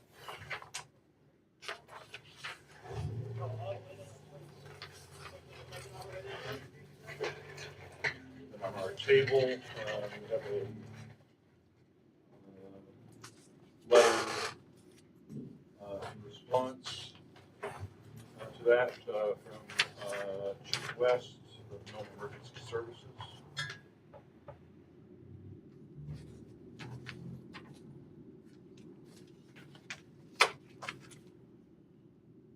Brings us on to citizens' comments. Are there members of the public who would like to address the council this evening? If you do, please come to the podium, state your name, and if possible, limit your time to 3 minutes. Thank you. If you need more, we'll allow you. In the interest of time, I'll share my letter. My name is Kirsten Timbers. I submitted a letter to the editor this week. I provided a copy to you. Some friends and I were delivering food to our houseless community members here in front of City Chambers on August 7th. A individual was having a seizure. I jumped out of my vehicle to help them, and Officer Wynn was nearby. He called for an ambulance. An ambulance never came. 30 minutes later, I called dispatch myself, and the dispatcher was frustrated, explained that they had already dispatched the ambulance and they didn't think one was coming. The individual continued to have seizures in that 30 minutes. 4 seizures were had, and nobody was there but us. So we loaded that individual into the back of my vehicle and brought her to the ER, where we were met by 3 nurses who were able to provide that individual care. And I worry about what that means for anybody who might find themselves in an emergency situation. I think it's a tremendous responsibility. And I know of many folks whose lives have been saved by our volunteer service. I think I'm very thankful that they've gotten us to this point, but I don't think that's the best option for our care going forward. I know that Norton Sound has presented the city with an MOU to take over that service. I know that offer continues, and I think with their trained personnel, the ambulances that they already have, that is an option that should seriously be considered, because I really am fearful of people's well-being in this community when they find themselves in an emergency. It could be any one of us. So I don't envy anybody who has to make decisions on that. I think it's a very touchy and sensitive situation, but to experience what I did firsthand in the community that I've lived in my whole life, knowing that I have tons of loved ones who depended on that service, weighs heavily on me. And I wanted to bring it forward. Thank you.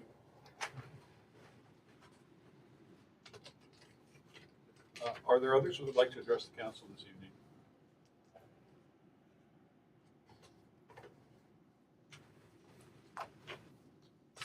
Hello, my name is Tracy Bowie, and I'm also here to speak about concern about the ambulance service. I've heard of 2 recent incidents where an ambulance was called for, but after waiting, the ambulance didn't arrive. So the callers had to personally bring each person to the hospital. In one situation, I believe an EMT responded and assisted the family in bringing the person to the hospital. This concerns me because in both situations, the caller wasn't initially advised that an ambulance might not be responding. If an ambulance might not be responding, I think it's really important to inform the caller of this because time's of the essence. If I call 911 and I'm told that an ambulance might not be able to respond, I can immediately begin on making alternate arrangements to get that person to the hospital. And I don't mean this to be any criticism of our volunteers for the ambulance service. Thankfully, I've had very few reasons in my life to call for an ambulance, and the interactions I've had with emergency responders have always been handled very well. I think the world of our volunteers. I'm so appreciative of everything they sacrifice and all the problems they put up with. But if we're now in a situation where we don't have sufficient volunteers to staff the volunteer ambulance department to ensure consistent response to calls, then I think it's really important that each 911 caller be made aware of this at the time of their call. That's only a short-term response. The long-term solution is the million-dollar question: determine how to fund and staff ambulance and emergency responder services. I recognize that's a huge challenge. But in the meantime, I ask that the city consider how to respond to each of the ambulance calls, and I hope that callers are made aware that an ambulance may not be responding to their call. Thank you.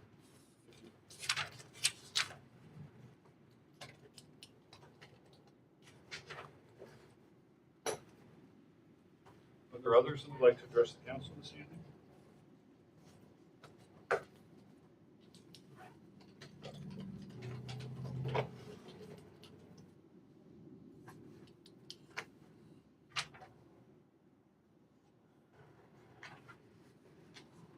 Another opportunity a little later in the meeting. Moving on then to unfinished business. The first item is ordinance 220702. O220702, an ordinance of the Nome Common Council, Nome, Alaska, adding chapter 15.100, abuse of 911 system to the Nome Code of Ordinances. The time is 7:11. The council standing in recess to take public testimony on this ordinance. Are there members of the public that would like to address this ordinance this evening?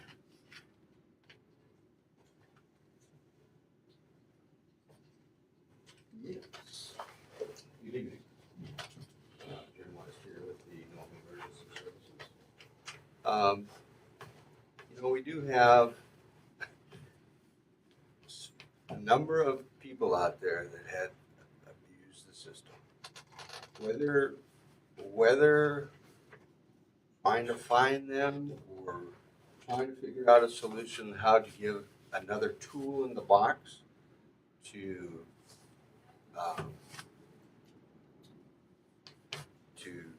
have on the books to be able to curtail that. I'm in support of this issue. I know it needs to be worked a little bit, but it gives us another tool on the administrative side to get through the issues. Thank you. Are there others who would like to comment on ordinance 220702?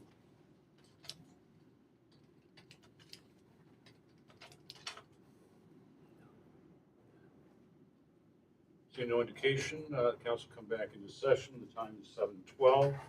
Is there a motion to adopt ordinance 220702? I'll make a motion. Councilmember Doug Johnson, Councilmember Henderson. Discussion.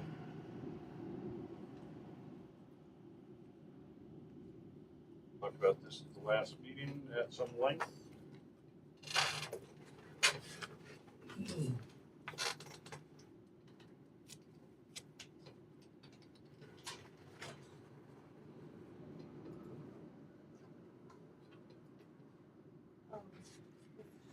Question. Absolutely. I thought we had discussed possibly getting a report. This report back on if it was being effective and if we needed to look at a different tool in our toolbox, or can we? hear back after a certain period of time if this is? You certainly may hear back. You know, like everything, there is, it's up to the department to decide if they wish to pursue this or not. It's just like if a police officer has, he's not told he has to enforce these laws. He has discretion. And so with the individual patient, we don't know if this is going to help them seek psychiatric help or some type of counseling.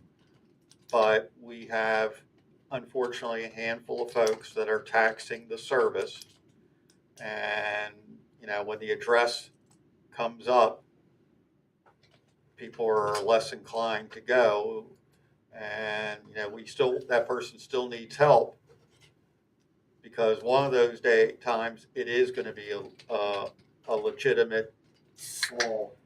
They are suffering from something, and we're just trying to correct some of the behavior, and we modeled this a little bit after what Anchorage does. But this is not a effort to make money. This is simply an effort to let people know if you continue with this behavior, you could be seeing a fine.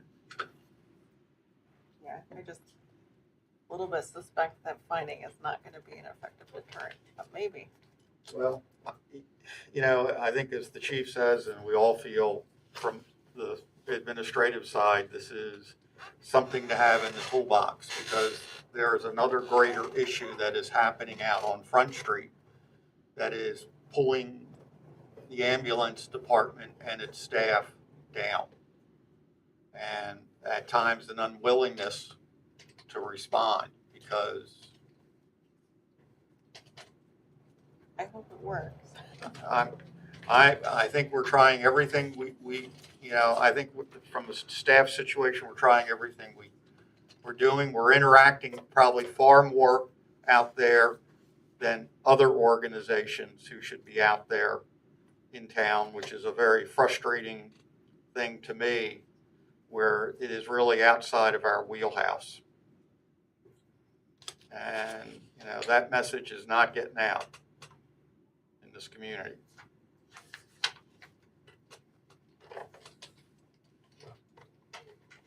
Councilmember Henderson. This issue came up, this question came up last time. I don't remember if it was answered. Is there a state statute about the use of the 911 system? Is this similar, or is this? I don't think the mayor, we could find We one. could not find it. So this is why, the city is adopting something that's already is modeled after the statute in Anchorage. So it's a local ordinance typically in communities. It's not necessarily an overarching state. At this point, it's in Fairbanks, Anchorage, Valdez, Bethel, I believe. I mean, there are several other communities, if you Google it, that have the thing. And a couple of copies that I pulled up, it was almost verbatim what other communities are doing. And the idea is certainly not to have people not call when they need help, but the issue often becomes bystanders who continue to ring the buzzer while folks are attempting to provide care. If there's not further, a roll call please on the adoption. Councilmember Martinson. Yes. Councilmember Tapcock. Councilmember Brown. Yes. Councilmember Henderson. Yes. Councilmember Doug Johnson. Yes. Councilmember Mark Johnson. Yes. Motion carries. Thank you. Next, we have resolution 220801. Title, please. R220801, a resolution allocating the 2021 NSCDC end-year community benefit share funds. Thank you. Is there a motion to adopt resolution 220801? I'll make the motion. Thank you, Councilmember Henderson. Councilmember Doug Johnson. Mr. Mayor, can I point out a typo in the now therefore be it resolved? It says 100,000 in the bottom, where it should say 200,000. That's a ministerial correction, I'm going to say. Big number. Okay. So it should be 200,000, that last paragraph? Correct. So the full 2021 NSCDC allocation to go to the sewer.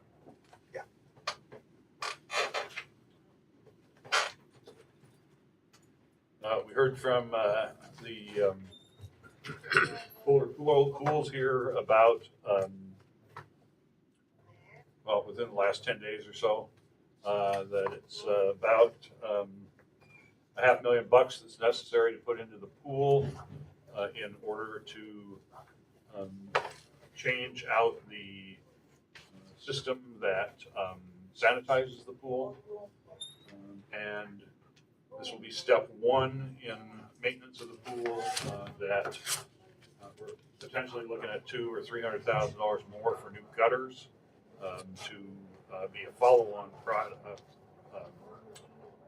project requirement. And the owner of the pool company is gathering information so that a proposal can be given to the city.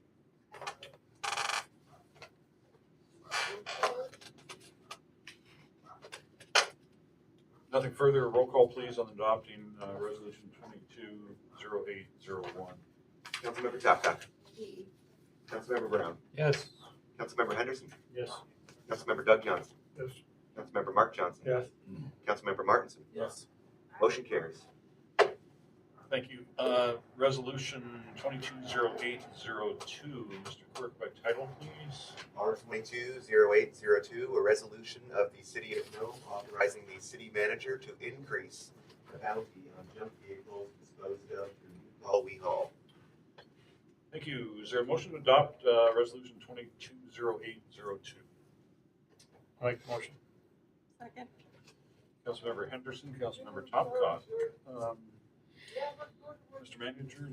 We are making, using the terms that our assessment firm just said, we're trying to remove more lawn art or lawn decorations. You know, Mayor, I've already, you know, we hope, you know, last time we had the cleanup, we removed about 12 vehicles. Our goal is to remove much more, as we are also removing, you know, we're not having problems getting snowmobiles or snow machines, excuse me, wrong term, and ATVs. So, and we will actually be going around and speaking with property owners individually to let them take advantage of this bounty and see if we can promote more vehicles, especially the vehicles that are in our right of way, which is a continuing problem. You said we've done 12 so far? We had 12 in the spring pickup. Now we're going to be moving, and I'll be announcing it. We'll be having a fall cleanup from September 12th through September 16th. It's a little different from the spring one, but you know, our goal is to get a lot of vehicles up out of the way and talk to the property owners that seem to have multiple lawn ornaments, and some of them are in our right of ways.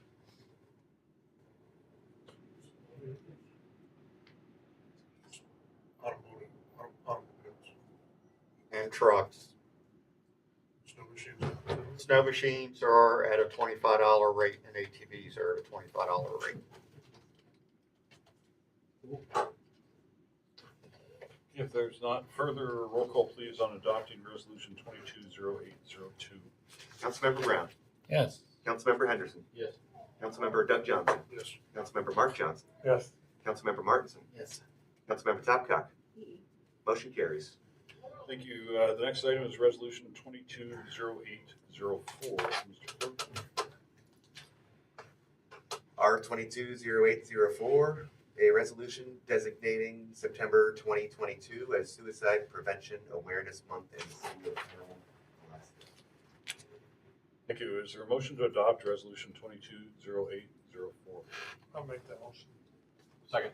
Councilmember Mark Johnson, Councilmember Henderson. This is national during the month of September. Also to note the new Lifeline number 988 that has been rolled out nationwide. And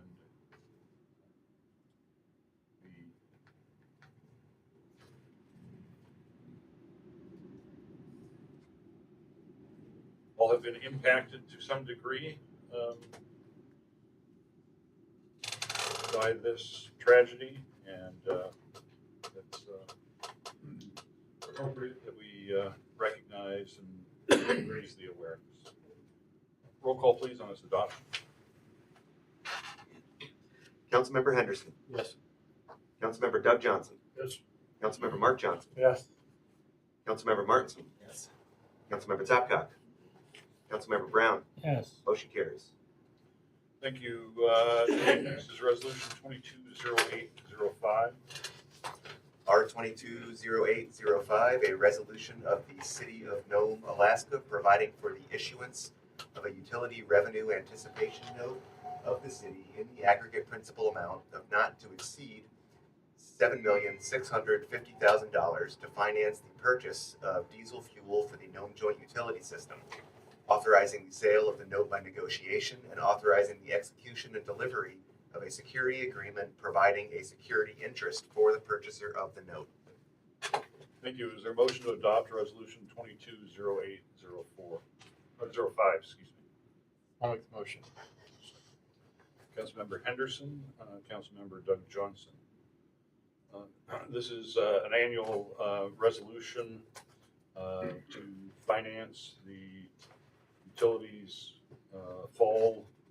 normally fall fuel delivery. Fuel is anticipated to be picked up starting the beginning of September, and the utility board determined to go with a financing agreement or a proposal from Northrim Bank this year, and that is the ins and the outs of the financing package have been developed by bond counsel Birch, Horton, Bittner, and Giroux, and in this resolution. Councilmember Henderson. I think it's on here, it's 3%. 3% fixed. It's not dependent on what's happening with interest rates between now and then. No, it is fixed.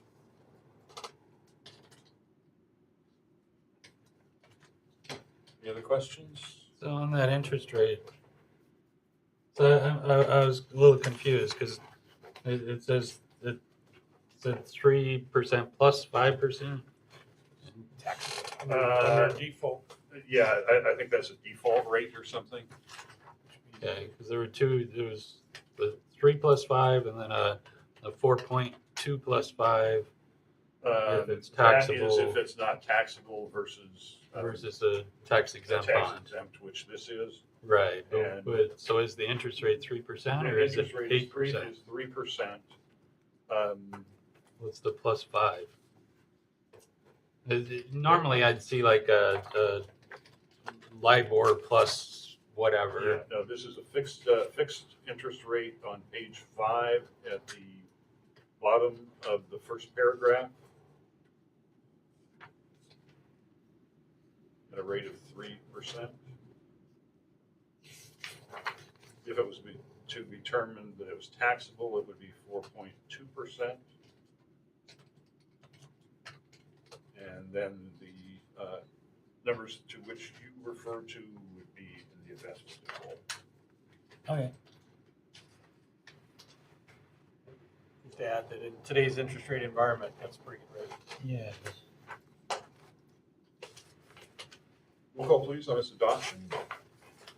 Councilmember Doug Johnson. Yes. Councilmember Mark Johnson. Yes. Councilmember Martinson. Yes. Councilmember Tapcock. Councilmember Brown. Yes. Councilmember Henderson. Yes. Motion carries. Thank you. Next, we have resolution 220806. Mr. Clerk, please. R220806, a resolution authorizing the city manager to execute contract amendment number 3 with P&D Engineers Incorporated to facilitate 95% design level to completion for the local service facilities within the Port of Nome Modifications Project and Arctic Port Expansion. Thank you. Is there a motion to adopt resolution 220806? Motion to adopt this resolution. Thank you, Councilmember Mark Johnson, Councilmember Henderson. Ms. Baker, are there any comments on this resolution? Thank you, Mr. Mayor. Only to ensure that we are looking at the 95% design to completion for P&D and their services for the local service facilities, which are the dock, roads, and utilities we're responsible for designing. And this will be supported by the fiscal year 23 State of Alaska legislative grant awarded to the city, which we're still working through the paperwork portion with the state, but they have advised that the funds are eligible to be expended beginning 7/1. Thank you. Are there other questions?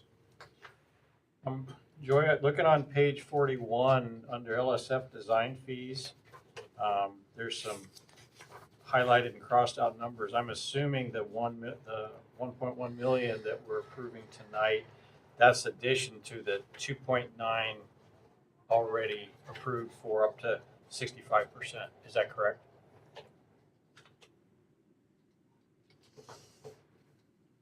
That is correct, Councilman Henderson. Those were fees that were covered by the city due to the gap in grant funding. These fees will be covered by grant funds. But that is in addition to, yes. Thank you. Councilmember Brown, did you? Okay.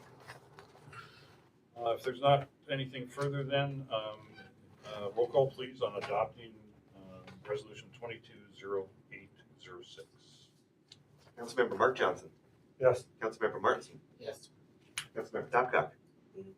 Councilmember Brown. Yes. Councilmember Henderson. Yes. Councilmember Doug Johnson. Motion carries. Thank you. That brings us to 220807, Mr. Clerk. R220807, a resolution authorizing the city manager to execute a contract with P&D Engineers Incorporated to facilitate subcontractor services to prepare an incidental harassment authorization application required to allow for solicitation and construction of the Port of Nome Modifications Project and Arctic Port Expansion. Thank you. Is there a motion to adopt resolution 220807? I'll make the motion. Councilmember Henderson, Councilmember Doug Johnson. Ms. Baker, any words of enlightenment on this one? Thank you, Mr. Mayor. This is a separate issue, same project, same local service facilities aspects, but the permit is actually a requirement of the Corps to obtain. They are short in their environmental office. They acknowledged that they were behind the curve on submitting this, and they asked the city for some assistance if possible. P&D and Bristol both looked into their existing subcontractor relationships that they keep, under retainage, or so to speak. And P&D was able to come up with a firm that had the time to do it and to keep us on schedule for the project design. And because this is actually considered work in kind for the city's cost share obligation with the Corps, this will not be covered by grant funds, but will be considered part of our work in kind and part of our $900,000 cost share match, of which we have paid the majority of. So these funds will be part of that $900,000 and be considered work in kind. IHA must be standard language somewhere, huh? Yes, the incidental harassment authorization, it is basically the NIMPS application and Endangered Species Act application for NIMPS and the Fish and Wildlife. Oh, okay. Yes. Any other questions? Roll call, please, then, on the adoption of Resolution 220807. Councilmember Martins. Yes. Councilmember Topcott. Councilmember Brown. Yes. Councilmember Henderson. Yes. Councilmember Doug Johnson. Yes. Councilmember Mark Johnson. Yes. Motion carries. Resolution 220808, please, by title. R220808, a resolution designating Brian Hammond as acting city manager for September 14 to 25, 2022. Thank you. Is there a motion to adopt Resolution 220808? Second. Councilmember Topcott, Councilmember Brown. Roll. What Yes. finger is that you're pointing at? I was very careful on that finger, sir. I just want to let you know, actually, I'm not going to be on vacation that entire period of time. I will be attending the International City and County Managers Association.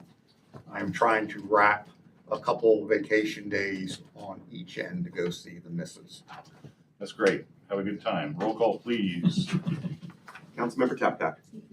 Councilmember Brown. Yes. Councilmember Henderson. Yes. Councilmember Doug Johnson. Yes. Councilmember Mark Johnson. Yes. Councilmember Martinson. Yes. Motion carries. Thank you. That brings us to add-on emergency services support. I think there was another word after that that I didn't write down, but Councilmember. Maybe Oh, position. okay. I threw a lot of them in there. Yeah, okay. Councilmember Henderson. I just thank you for indulging my request to add this agenda item.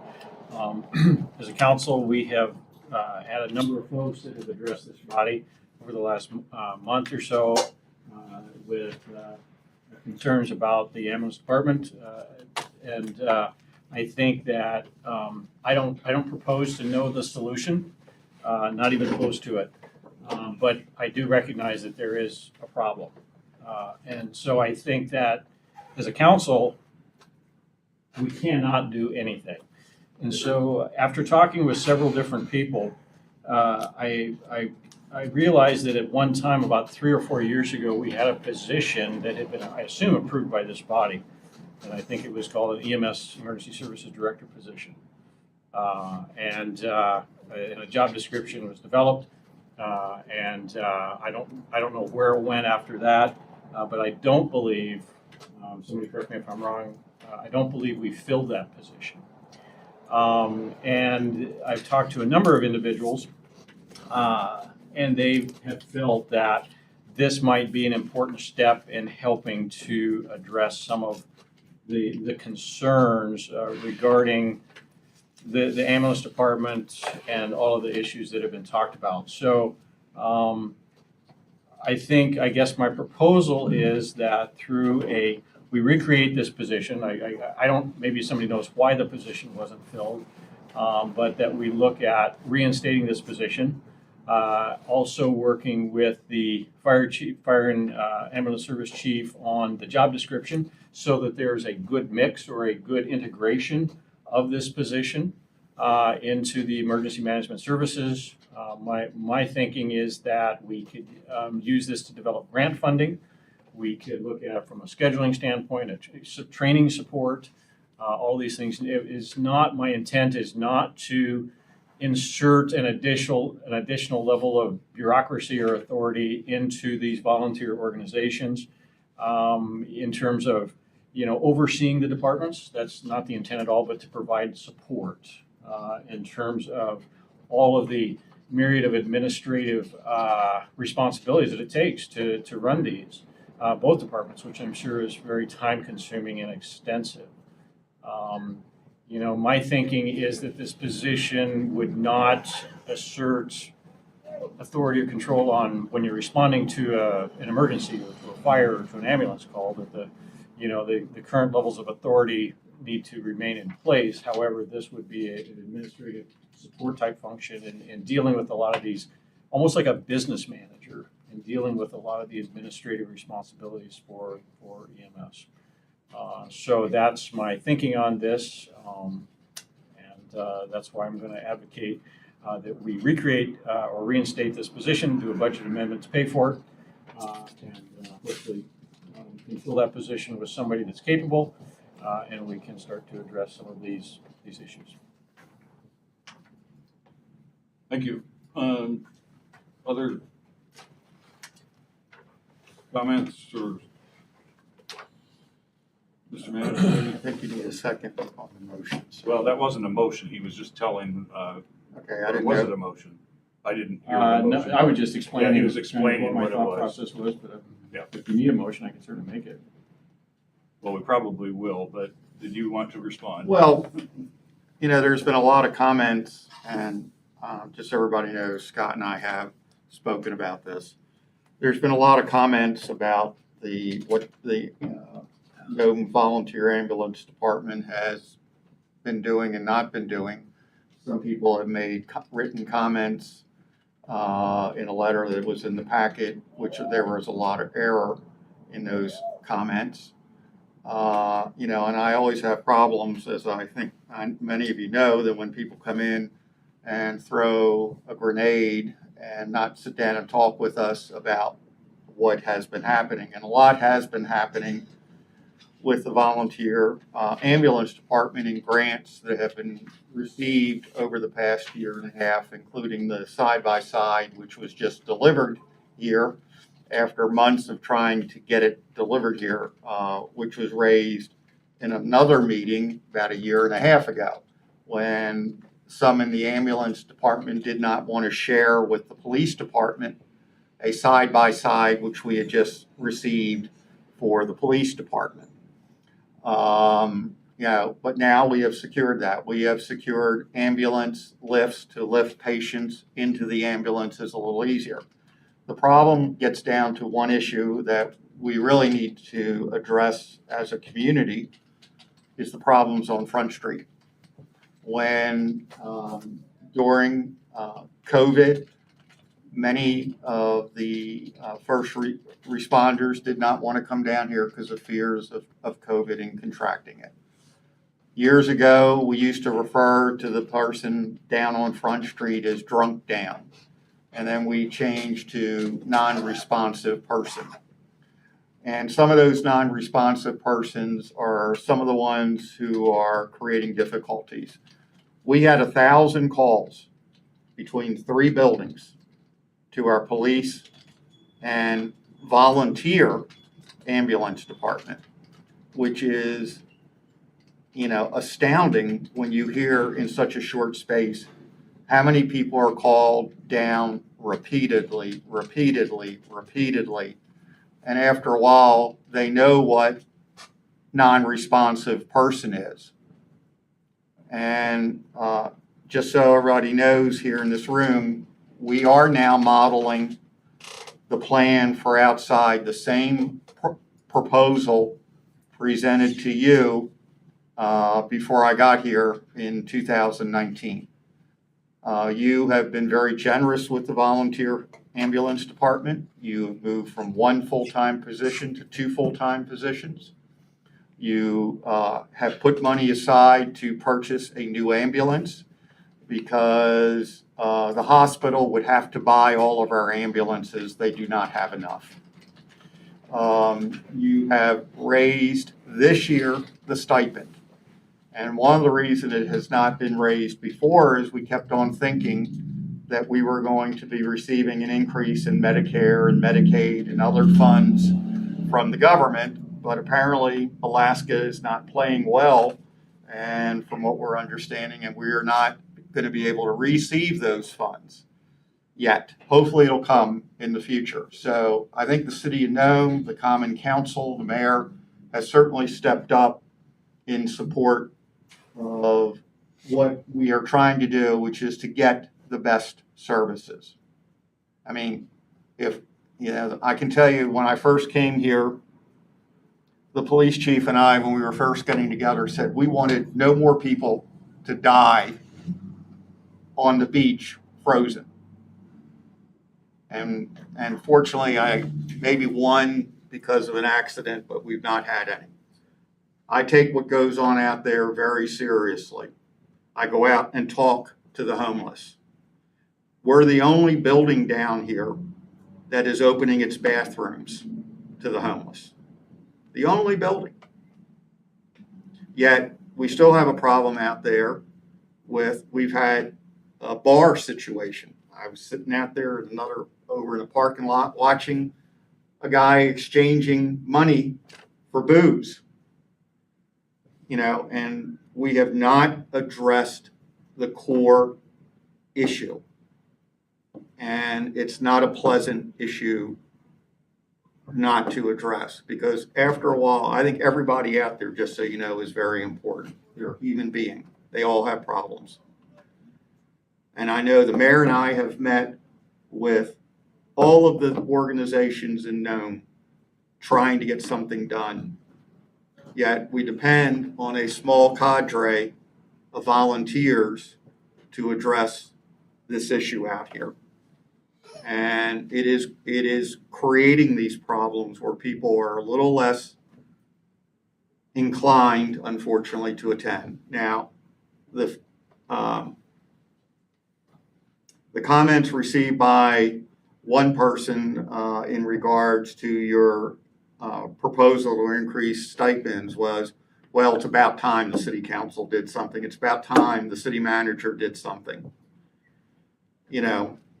But we have done this in incremental steps to what we can afford as a community. Yes, we can go out and get a SAFER grant. We can add more bodies, but we need to make sure we are committed as a community to maintain those bodies. And I think all of that is important. When you built your ambulance wing, for some reason, no one thought about including bunks up there. No one included separate services for men and women. None of that exists. So that we can have people, if they wanted to bunk there overnight, they could take an ambulance out and improve our response time. None of that was planned into that building. So, I mean, if an EMS director or service manager helps, I'm all for it. But I really do think it needs to be put out on the table what has been happening versus what has been written in letters and everything else. And I think, and I've talked, and I have had email exchanges with one of those folks. I think they've done more damage to the department, to the volunteers in their comments instead of coming and talking with the city manager, because I'll always look into both sides. They didn't go through the chain of command. And I just think that, I think that it's devalued those that have been providing the services. So, I mean, if I feel very strong about that, because I've been dealing, trying to get the facts, understand, and trying to resolve an issue of people out front drunk. And, we're not providing the services that we need to address this problem. So, thank you. Thank you. Councilmember. Under discussion, could I ask how many paid people do we have on the?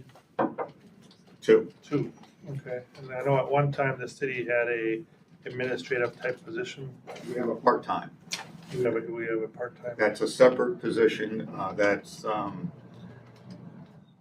Excuse me. She works upstairs, and she does all of the administrative paperwork and making sure that each month is submitted to the city. Who has volunteered? Who has attended training? The ambulance department and the fire department do things a little differently. One of the things, so that does that. The one thing that we've also discussed changing is going, instead of a 6-month pay, one time it was you got paid annually, is to go to at least a quarterly, if not even sooner, so people can see the money in hand. There is also, and I'm just going to throw this in, there is also this misperception, and it still is an issue. People don't want to get a 1099, and we are required to issue 1099s. So, some people wanted to stay under $600 so they wouldn't get a 1099. We still have to issue them a 1099 because their auditors want us to. So, I mean, it's been very interesting in hearing some of the misperceptions and saying, well, who said that? Oh, I was told this 12 years ago. And, so. And the 2 staff are EMTs? Yes. And the part-time staff, has that always been part-time or was it full-time at one time? The part-time position for the ESA has been part-time, yes. At one point in time, always about 10 years ago when Charlene Sacramento, she was full-time. But she did the billing and collections, and we outsourced the billing side of things. So now we're just pre-prepping the bills to the outsourced person. So you're contracting out the billing, right? And then from the volunteer standpoint, how many volunteers are there? How many volunteer ambulance? Well, on record, on the roster, we have about 26, 27. Fire department's about 30. Out of those 26 or 27, we get a very low number as a core. Sometimes it's usually John and I. But and just if I don't mind interrupting, is we are also offering the firefighters to be drivers. So because they have their CPR. So if any of them want to come over and make some extra money in that way as drivers, they can do that. Because the goal right now is to have volunteers either manning a 12-hour shift or a 24-hour shift, a driver and an EMT, and then the full-time people would right now work the Monday through Friday. The full-time people are right now handling about 40% of the calls for us. Sometimes a little higher, sometimes a little lower. It's really interesting when you're looking over, we have people that are very much involved, and then I turn around and I said, well, what happened to the person? And they go, well, the person's got family issues or health issues, so he or she is declining on the health care. Unfortunately, we are at not a high call volume.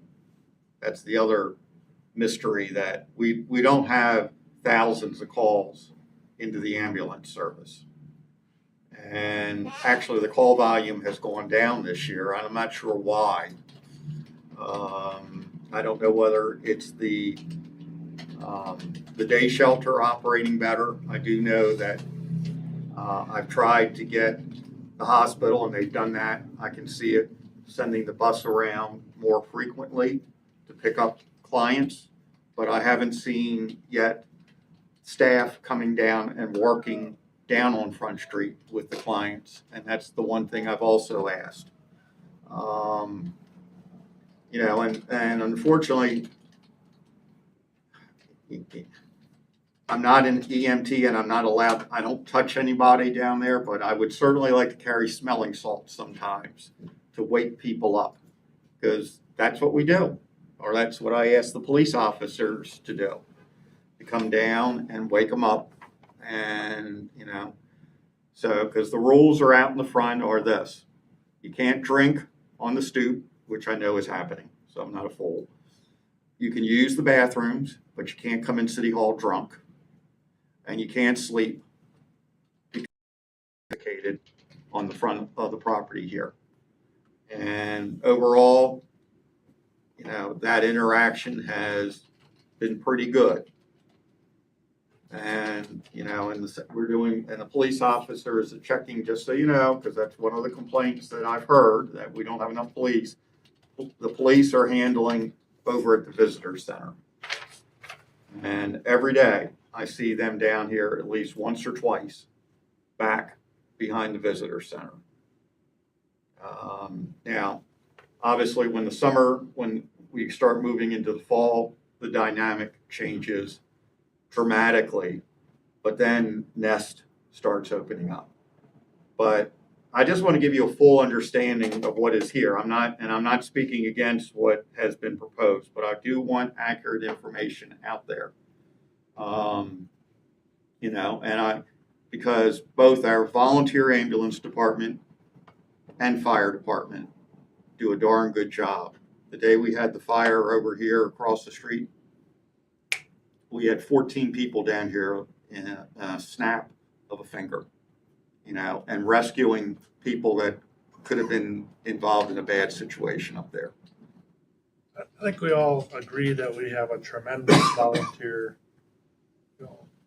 service especially from fire, and I know that historically we've had it from the ambulance as well. But it seems like we need to fix something, and that's what we're trying to decide what to do.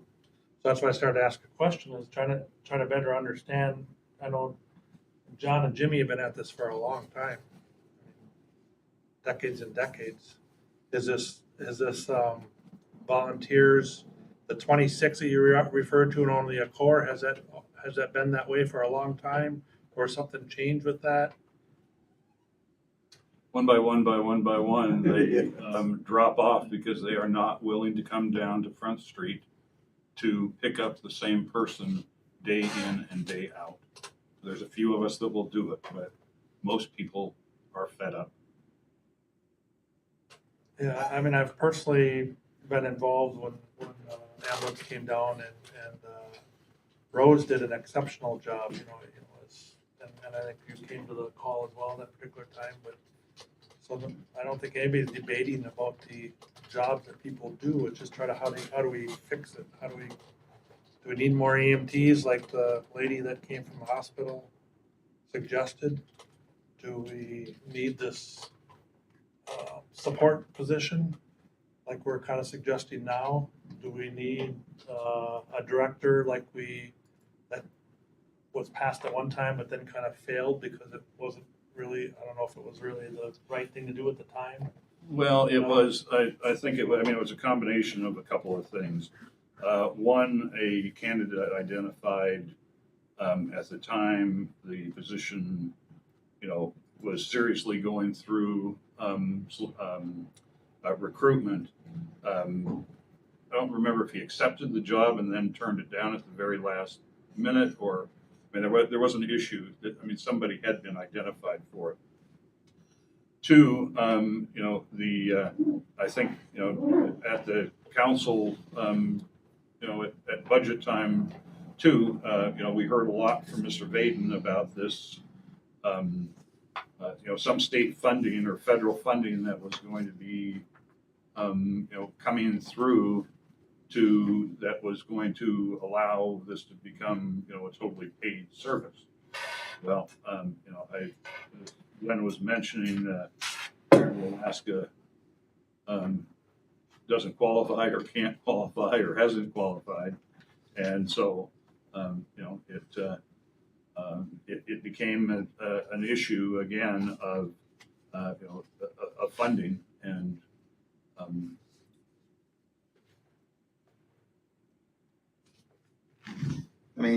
Funding in a person. Right now, you have 80 hours covered Monday through Friday. Because our model, we've got someone working on weekends, but our model is to go Monday through Friday, weekends with volunteers. If you added another 40-hour person, you are covering 120 hours of time. We try, and just so you know, these folks are not backed up where one comes on, goes off, and the next one comes on. We've tried to put them in our busy periods that we get calls. So, I mean, you know, I can, and I have not had an opportunity to talk, and I've talked with the chief about addressing the volunteers on, you know, what are we missing?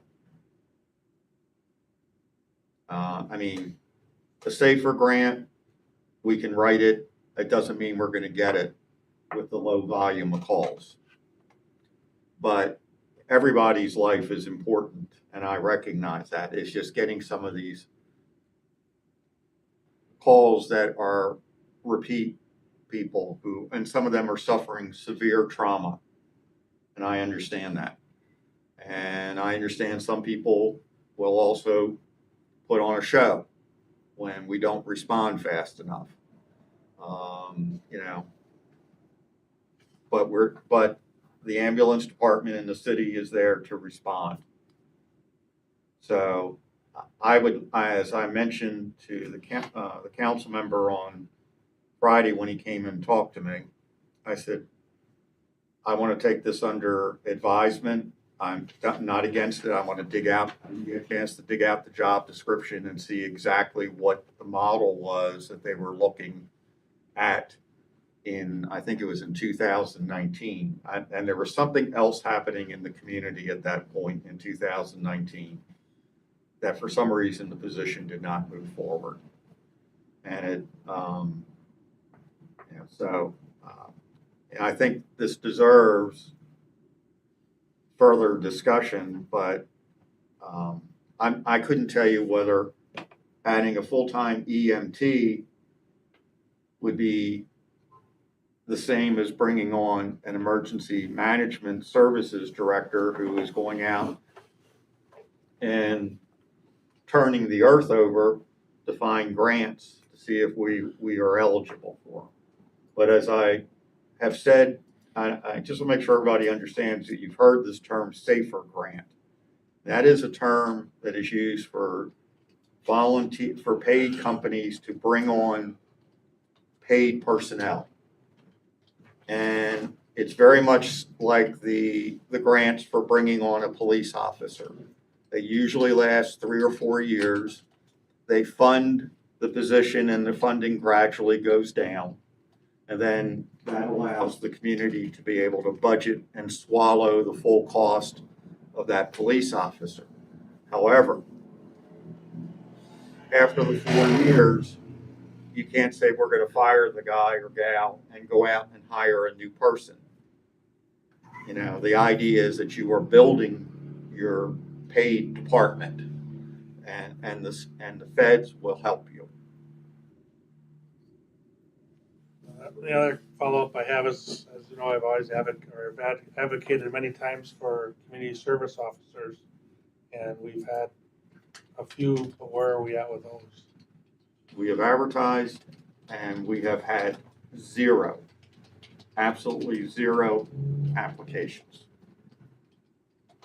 And, you know, the city has positions that we are getting zero interest in right now, whether it be a dispatcher, communications officer, a custodial individual. We had somebody recently decide to go back and seek their nursing degree.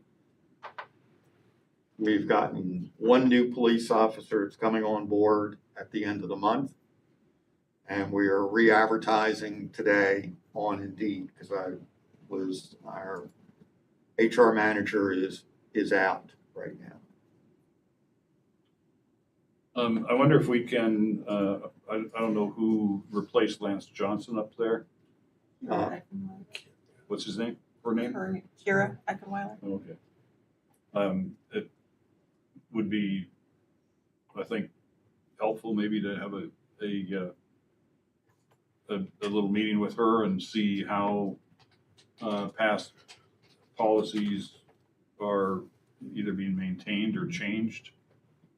Because I know that you know, Lance was real big on you know, that they were going to actually be down on Front Street, or as he put it, at that one moment of the person being lucid and willing to get help, that's when we want to grab them. And I just don't know if that's going on. I mean, I think, Kira, I have had one meeting with her while I was a part of a larger group of individuals. And right now, one of the challenges, she's based out of Uniclete. Oh, that's where she's, okay. And not based here in Nome. So the meeting, she was really trying to absorb about how Nome works at this one meeting. And I really have not tried to reach out to her because I know what it is coming into a job like that and getting just swamped with a tsunami coming over to you. But she is on my list to meet with. But I have met with hospital leadership. Do we have a work session we could do on this at some point in the near future? Well, I think that would be good. I think anything to help address the challenges out there is good. Because the mayor and I have had, how many meetings, Mayor? I don't know, we tried probably 4 or 6 of them there. And, it just gets stuck. And I haven't figured out how to unstick it, to get it moving. But, we do participate in a lot of leadership team meetings that are in Nome. And one of the issues is between the situation of abused women and the homeless. Those are major topics with the police department, making sure that victims' rights are advocated for, and the issue of, frankly, the homeless out here are advocated for. So for this proposed position or discussion, I guess you're going to look into that a little bit. Well, if you want to, I don't have a problem with what you lady and gentlemen are the policymakers. If you want us to proceed this way, we will proceed this way. But if someone asks me, would I rather have an EMT or a manager? What do I want the prompt response? But I'll also say, I don't know if I can get an EMT at this point right now. And they're not, we can advertise it. I forget what the position actually pays. I'd have to go upstairs and look at the union book, tells me how much a position gets off the top of my head. I just don't have. Okay, go ahead, sorry. I get it. That, should I put this? I get it, it's a complex issue. We've been talking about this since I've been on the council, very short period of time, 8 months. I think we're getting out of the point where every time we have a meeting, just recently, we're having somebody, another issue, another circumstance, another story, come to this body and tell us we've got a problem. I did meet with Glenn last week about it, and it's very clear to me that he cares passionately about this issue. That's not, he takes it very seriously. From my perspective, as a business manager who's been managing business operations for a number of years, he's overwhelmed. I think it's a fair assessment. Well, not in a bad way, but, and we need to get a handle on this issue. I'm not pointing fingers at anyone. I'm not taking any position on it that one person's right, one person's wrong. Everybody's got a lot of different perspectives, but we need somebody to grab this thing and grab the bull by the horn, so to speak. And I don't care what we call it. I don't care, and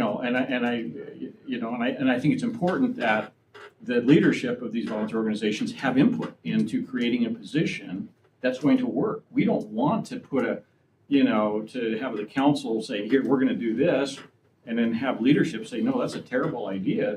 That's not the point. But the point is, we got to get a handle on this issue. We're not gonna solve the problem on Front Street, but but I think we can get a handle on this ambulance issue. When I first started looking into this, my first instinct was, let's see if Norton Sound can do a better job.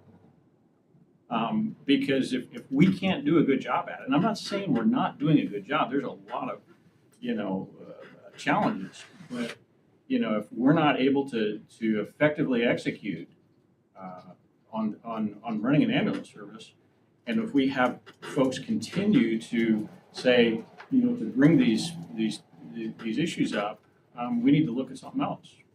I've talked to quite a few people that have said, well, we think it's a good idea for the city to continue to do this. We think the city can do it. So I'm not saying I know what all the problems are, but I am saying I think it's our job to provide the resources to fix the problem, to help start addressing these issues. And I think, Glenn, I'm trying to take somewhat of a load off of him in terms of, let's get somebody in there that maybe has got a background in EMS services that can look at some of these challenges in kind of blending a paid force with a volunteer force. What are those issues? And start developing some plans. We can have more meetings, we can have more work sessions, but to be perfect candid, I'm getting a little impatient. And I don't mean that in a bad way, but, we've got to do something. So I'm going to recommend, and I hope the council supports me, that we put a position out for an EMS director, administrator, whatever we want to call it, to start getting a handle on this issue, and we do it right away. That's where I'm at. I also support that we do something. I'm just not sure what that position is. I'd like to hear from the ambulance department to help give that suggestion on what's gonna fix this problem. Because obviously, if people are coming to the council, it is a problem. It's, hopefully won't last for a long time, but we heard this several years ago, and that's why from other folks, and that's why somebody came up with this position. It didn't go through, but I'd like to hear more from the ambulance chief and the ambulance department on solutions for of what will make the most sense. And I support the city doing something like you're suggesting too, but I'm not sure what that is. If we're gonna put money to it, I want to make sure something we put money to that will help resolve some of the issues. And maybe we need both positions. Maybe we need that support staff that we're talking about, and maybe we need another EMT. I don't know. I would say that this is probably not something that will be solved at this table. We need to sit down with the city manager and a few other key people and find out what are the real problems. And in my view, it's been quite a while since I've been in emergency services. There's a lot of work for one guy to be dealing with, and he needs some level of support that's consistent and has the ability to get him the things he needs. I think we need some discussion in a real world setting, not in a council setting. Certainly once there's some kind of functioning proposal, it should come back to the council. Maybe the council at this point should say, yes, go forth and find that. Do it quickly. But I don't think we should be trying to design the animal here, because nothing really works by committee. I agree. That's the assessment that we basically give the challenge back to the city manager to work with. I'll be happy to help any place I can. Get a little bit of exposure to both places. So you don't agree that we need this position? Or no, I think we probably do. I just don't think we sitting here at the table, sitting around spitballing things, need to need to say specifically what it does. We need to have somebody go out there and find what that position needs to do. Make the packet, come back here, say, guys, is this what you were thinking about? And the council has. Yeah, I'm advocating that we approve this position. I don't even know if it needs a motion or not, or just a general direction to the city manager. And then, work with the leadership of these volunteer organizations to craft the job description. But I mean, Glenn's told you, it takes a long time to start, post for something and advertise for it and develop the right person and interview. So let's get the process started. To be perfectly candid, instead of saying, well, let's wait for another job description to, or another meeting or whatever. Let's start the process. We can tweak it as we go. I agree, we should start the process. Start the process. No, I agree with you. I don't have, and that's why I said I don't have the solution. You can't just hire somebody and then go. No, I agree with you. No, but I think we need to start moving forward with that and addressing it, because to be perfectly candid, I don't want to sit here and have somebody else come up and say that we're, missing another call, because it's just something simply we cannot afford to do, period. Councilmember Brown? Yeah, so this discussion is very similar to discussions we had several years ago. And we had the same issues. The citizenry did not like, and obviously still does not like, the response times. There's issues with volunteers wanting or being able to respond, et cetera, for various reasons. And some of the same responses out of the city council, and then such as, well, let's create a position that coordinates between the fire and ambulance, and kind of does all of the administrative duties for both departments, et cetera. We also had a proposal from the hospital that they take over the service, and I still haven't heard anyone say whether that proposal is still active and valid, but so, Okay, I just wanted to answer your question. yes, and I'm hoping you will. The council created a position, and then the departments came to the council and said, hey, why did you create this position? We don't want this position. We don't need this position. That's why it wasn't filled. That's my recollection. And there was definite, and maybe I'm recalling it wrong, but that's the impression I got at the time.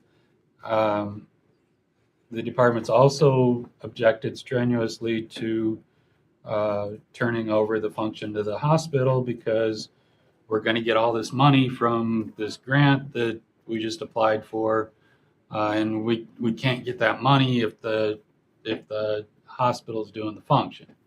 Well, obviously the money didn't materialize anyway, but I mean, in my opinion, it should be a hospital function. I mean, it's part of health services. I mean, you picking somebody up off the street or out of their home, taking them where? You're taking them to the emergency room at the hospital. I mean, you need medical staff at the hospital that oversee the function. My understanding is that there was some issues with that coordination in the recent past. So I mean, that would be my knee-jerk solution, is let's just kick the can over to the Norton Sound hospital, not the water. But I really don't think, I don't think, bringing something like that up at a meeting and expecting that we're going to take action without getting additional information and input from the relevant personnel is the way to go. That's my 5 cents. Just to answer your question. Please. The offer is still on the table. The original proposal, if I remember correct fully, is they would purchase at a fair price all of the equipment, which are the ambulances. They would also hire 2 full-time EMTs, like you have now. They would also use volunteers, just like we're doing now. That's really like the bones. There's a lot more meat that has to be put on those bones because it's really almost the same system you have going forth. Plus, in all fairness, the hospital has asked for at least 6 months to prepare for themselves, to take over the service. So it would still be at least, operated by the city or maybe, quasi at some point, if you chose as a council to move in that direction. Were they asking for money? They were not asking for money. They give the city $10,000 a year. I think right now some of the medical director issue has been resolved. And there's talks about free vaccinations, and also free physicals, which there's some question whether we're getting that. We'd have to talk about how 911 would run because, we would not be providing that service. We could still provide the 911 service. Yeah, well, but it's a little bit more than, because sometimes we dispatch fire if need be. And should they be cover a portion of those costs? One of the problems that we also, and I understand it's very reliable, that even the emergency room is not happy when we bring patients up there. They would rather them go first to the day shelter, but we bring them up there to be examined. And then the hospital decides where they go. And when I asked, how this would be paid, they said there would be a method for them to diffuse the cost over the entire operation of the hospital. Because, that was my question. Well, how can you afford to do it and we can't afford to do it? What, we must be missing something. I guess there are privately run ambulance services. I guess there are hospital run, but the model in most places is that it's part of the fire department. And it's been that way in the last 10 years that I've worked. I've seen various models, hybrids. There's always different models, but when I worked in Pennsylvania for 10 years, it was the ambulance was operated by the city and the fire department. But you had multiple hospitals, right? We also had multiple hospitals. So you couldn't have, because I can understand in a larger city, you wouldn't want one hospital, because you have to have a central point, right? You wouldn't want each hospital to have their own ambulance service that are all competing, and that would just get confusing. So the city or some entity has to centralize it and run it. But we don't have that situation here. We've got one hospital. All the patients that need hospitalization are going to go to that one hospital. So I agree that in most larger places, it's not a hospital function. But I think that's because there's multiple hospitals in an area that each would get some patients routed to them. Well, sometimes it depends on what the incident is about. If it's a Yeah. stroke, it would be sent to a hospital that, Right. for strokes, if it is, it Right. really, And unfortunately, we don't have that luxury here. well, that's one of the problems. We don't have that level of care that we need for some of our situations, and that's why some people have to be flown out Right. for that additional. But folks, I can tell you, there are models for everything. There are models in rural communities where the ambulances are run by the hospital or it's run by the volunteer ambulance. I've seen regional operations where it's a mixture of full-time and volunteers, and they serve a greater region of townships. It just depends on what model works or the community is satisfied with. And that's what it gets down to. I don't think our community is satisfied currently. I would agree with that, and I understand that. But I also know, as I said earlier, some people have made some comments which are not 100% accurate. Right. And, and that is disturbing because of what it does. It erodes trust.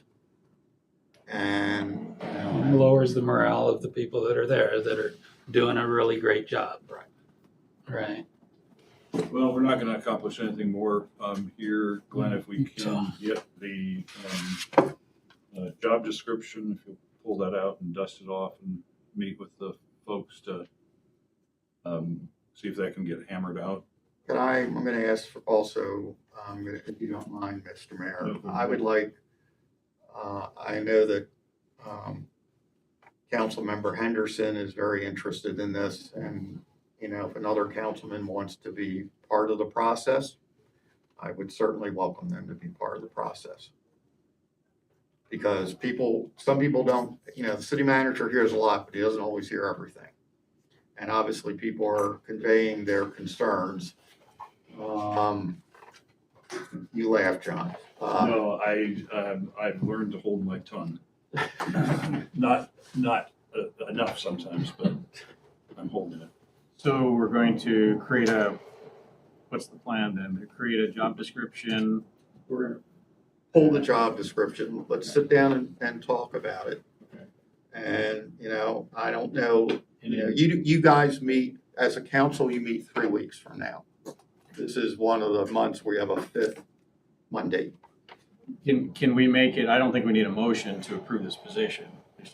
We just certainly didn't do It it has through to the go, budget process. we can agree that we're gonna do it, but it requires an ordinance. A budget ordinance. Yeah. So let me just ask this here to cut through this. If we agree that the city management and leadership of the volunteer organizations come to terms, agree on this job description, that we can move forward with it and not wait for the next council meeting, and then we can vote on whatever budget amendment we do at the next meeting. Can we do that to try to kickstart this process? I'm not willing to make a decision like that. You must have agreed on it 3 years ago. Sorry. Okay, all right, guys. Well, I understand the frustration. I mean, we can get into an argument here, Can we but just agree that I think the concern that we've had is that the emergency management, and I agree with you, they should be part of the solution or the first step towards a solution. If they agree along with city management in the terms of this, can we move forward with getting this position posted instead of waiting 3 weeks for the city council to come back and debate it again? That's what I'm asking. If you guys don't want to do that, that's fine. I mean, it's going to require money. We're putting the cart before the horse to some extent. I mean, we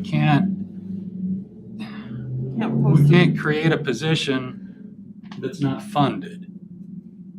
And there's no guarantee that the budget amendment ordinance is going to happen. So, I mean, we're already $2 million in deficit for the fiscal year, partly because of the sales tax issue.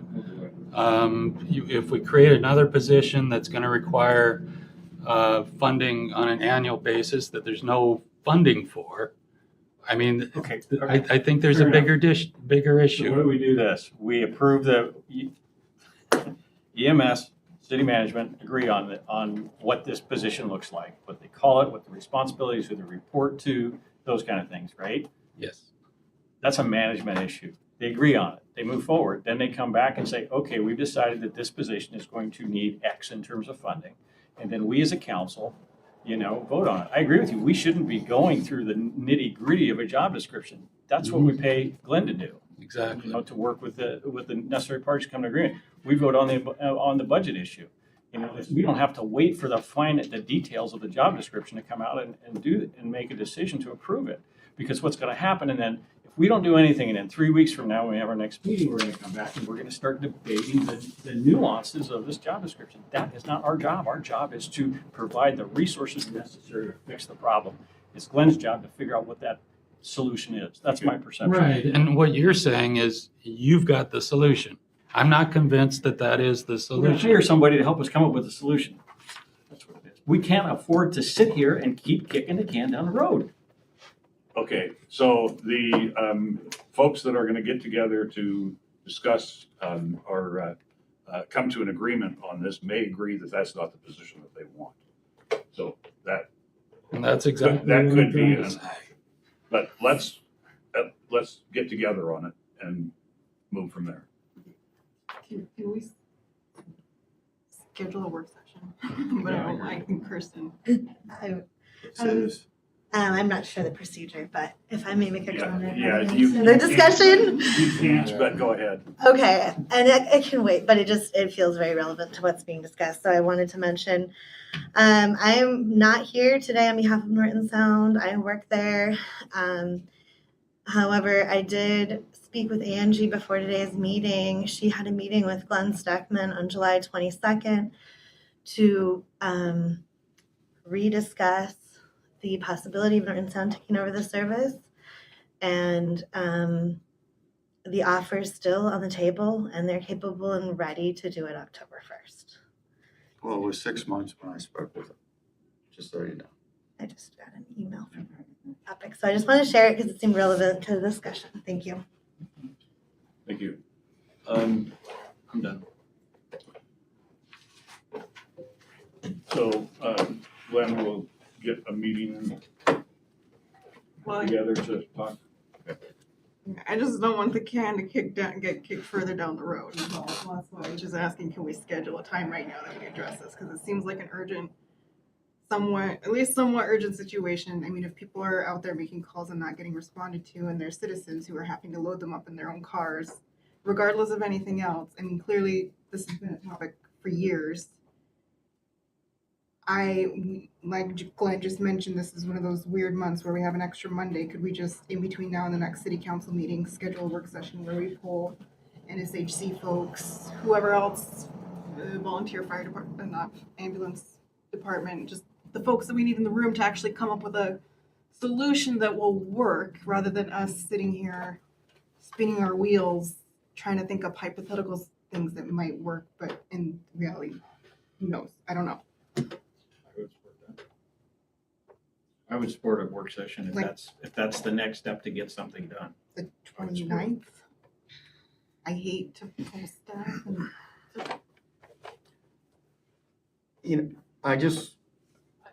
I'm hearing what everybody has said here, and there is validity in everything that everybody has said. But we have not even put into effect yet the new stipends. There has been one meeting which was poorly attended by the membership because the weather's beautiful out there and they'd rather be someplace else. And under the concept that was developed, which I think is in one of my manager's notes, the stipend would go from $15 to $30. There would be an on-call stipend that would be $70 for a 12-hour period. And then for every call you responded, you would get an additional $30, which they had 5 or 6 people at the meeting. They have since communicated that out by email to their membership with the idea that we would be trying to get this program up and running September 1st. So I guess what I'm saying is we've got two things running on parallel tracks as I'm hearing it. One is get this stipend program working. Two is to see, okay, what other needs are with the volunteer ambulance department. But I really want to emphasize the call response is out there on Front Street. If a call response comes in and a child is in danger, everybody shows up. The same thing for elders and everything else in the community. There is usually a very strong turnout unless we get the call on Front Street. And I don't care who is running the ambulance, they're all going to have that problem. So I don't think we're going to be ready by next Monday. The following Monday is Labor Day.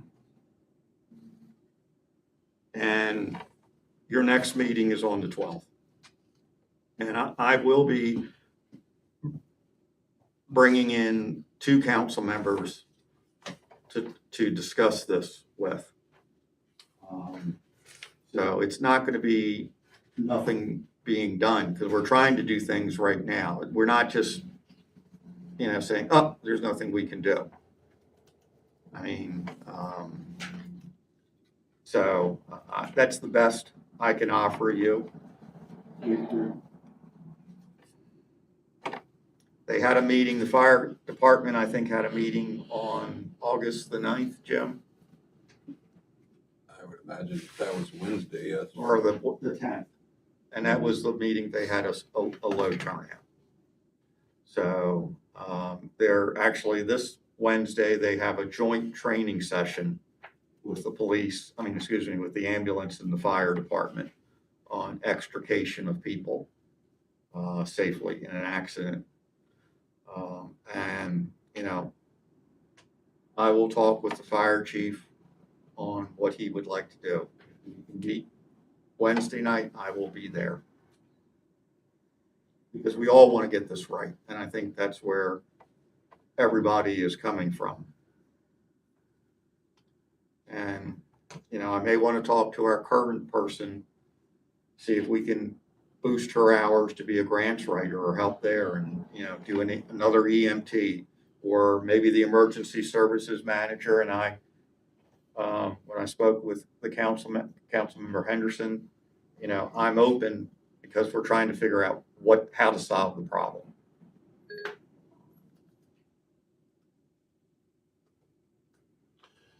Well, the 29th then sounds too early. The 5th is nobody's willing to come. Well, I shouldn't say that. I would assume that most are not laboring on that day. And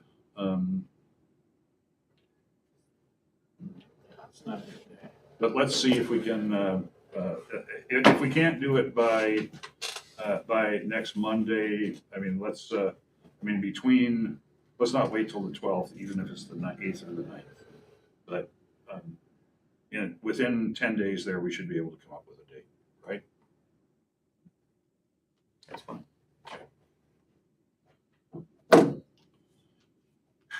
Okay. So what's the, welcome back, Adam. So what was the date? Some date to still be determined before the 9th. Well, I think the goal from what I'm hearing there is somewhere within the next 10 days. So you'll be indicating when a work session is, that will be before the next Right. regularly scheduled council meeting. Correct.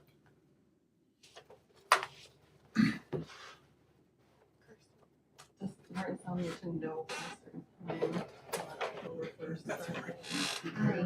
Okay. I think That's the best I can get. That's what I'll take a work session.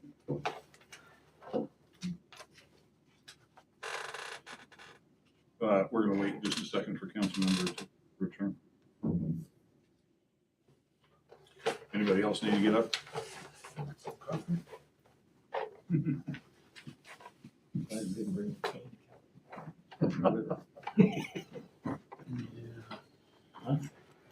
Yeah, Are you wishing you brought it?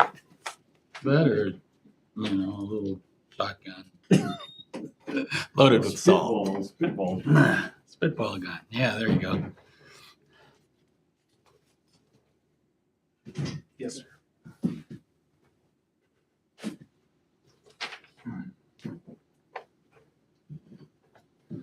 Okay, I'm sure that Councilmember Anderson can pull a Councilmember Anderson in here through the wall. Go ahead. Mute. I'm sorry. You're running for Marty, order. sorry. Change my name while I was gone. All time. You heard through the wall. I did, actually. Walls aren't that thick around here. All right, Ken, go ahead. Hello, Ken Morton on behalf of Nome Joint Utilities. Our fuel lift is scheduled to be completed on September 2nd. So it looks like it'll be the average of monthly prices in September, which will be the basis of our charge. And they have been going down in general. It's much more favorable to be making the purchase now than a couple months ago. Earlier this month, we had a evaluation of our sewer lagoon. It's a 2-cell lagoon constructed in the early 90s, and after a while you tend to get an accumulation of sludge, and we're at the point where we need to start thinking about a project to have that removed, anticipating it would be a capital project. It's not critical, but it's something that we need to address in the near term. We have a battery, our UPS batteries are being tested, and transformers that is complete. Visit from the insurance company this week. U.S. Coast Guard, I don't know if I mentioned this before, we didn't have a meeting last time, but Coast Guard. And we had an inspection in early this month and no findings, which is what you call success. Could keep it sweet, short and sweet and stop there, or could briefly talk about some discussions in the alternative power that started. I'm actually interested in that. If you could go ahead. So there's been a couple of meetings in the last month. One to help gauge the interest of folks in pursuing a different type of source for electricity. And then we had another one here a little bit later, I guess it was last week. And that was a bit more informative on the technical side. The passive cooling systems that are available now. The fuel, the amount of fuel that would be in a micro reactor is very minor. There isn't a possibility of any type of meltdown or anything like that. And the radiation is contained within the fuel itself. It's much safer than what has been historically used in the past. That's a nuclear battery concept. It's more or making less. heat. It's just making heat, and then you're harnessing that heat for a couple different things, right? But it'd be steam turbines more than likely. Our guys would have nothing to do with the area behind the fence. So does it make sense for us? We don't know, but I think we've come to the conclusion, at least on the utility board side, I can speak for them, and been at the meeting, that there's a general interest in learning more. And ASEP and some of the folks that they work with are willing to help put together an economic analysis for us, no cost to the city of Nome. And that'll help inform whether this is something the community wants to keep looking into. We have a third meeting tentatively scheduled, I believe, for, is it the last Monday of the month, John? I'm sorry? Last Monday of the month, is that what we were thinking of for the meeting? Yes. At the university is what was tossed around. I haven't seen it confirmed yet. But the people that from ASEP are well informed, and I would encourage anybody that has any interest in this whatsoever to please come and listen, think about it, and come up with some questions. Help us find the right thing. And we went through that whole exercise, the exact same thing about, what, 10, 15 years ago, right? Yeah, 2007. 15 years. Yeah. So I assume, I mean, you keep everything, so you've still got that study on your shelf, right? I'm sure, yeah. But I mean, we looked at nuclear, looked at the coal barge thing, Yep. looked at tapping into natural gas out in the basin or down the coast,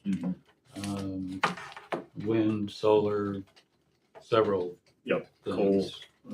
coal barge out here. that Yeah, you so, mentioned. I mean, I assume we'll pull that out. I mean, there was quite a bit of work that went into that. Yeah, and Ken assimilated a bunch of that, or I guess information from that, as well as what just currently is what we've looked at, what possibilities might be out there, what potential needs could be on the horizon, and I mean it was summarized in a few pages, Right. and we'll make sure that we get those circulated to people. Yeah, and there's a lot of new technology and a lot of advancements on the 15-year-old technology that I'm sure you're updating and you're getting updates on and all that kind of stuff.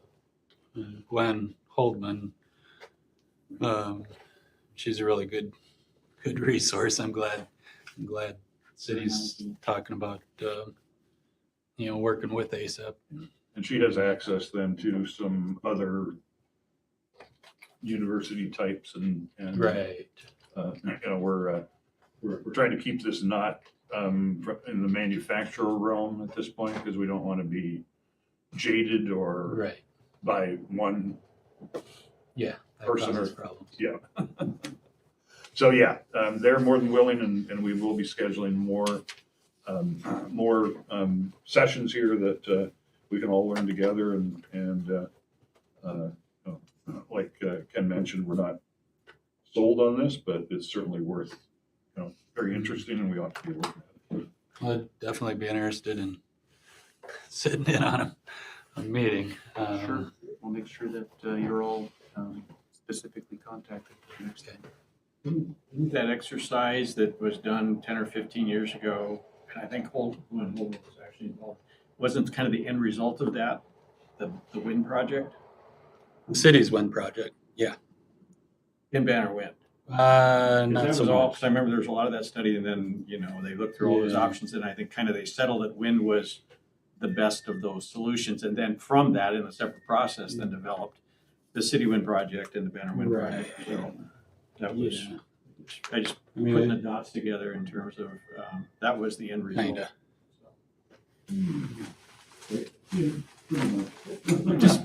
It's been a while, but I just wanted to, so what came out of that, of all of that analysis was the wind project.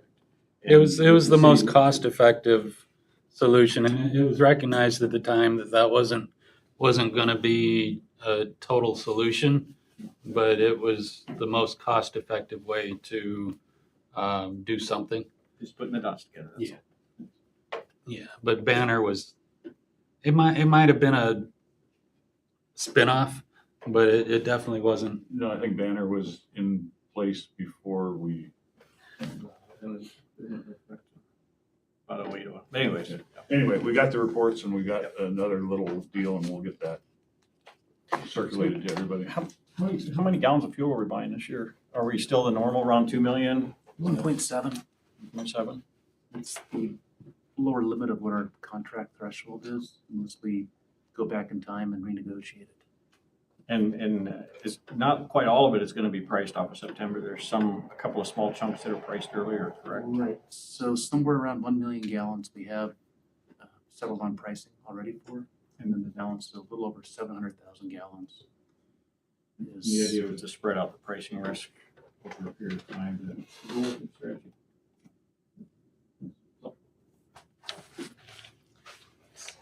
Okay, thank you, Ken. Mr. City Manager. Okay, I'm gonna try to keep this very, very brief. because I have a lot of time I'm probably gonna need an executive session. Just so you know, Cole, at my request, Cole Cushman had training for our staff on hazmat and asbestos. We invited Sitnasuk, school district was there, Bering Strait, Housing Authority, Nome, Norton Sound, and I know there's others I have not gotten on that, but the school was to get all this training. And the building management crew was last week. And this week we're working on getting recertification for some of our people that are on the roads team.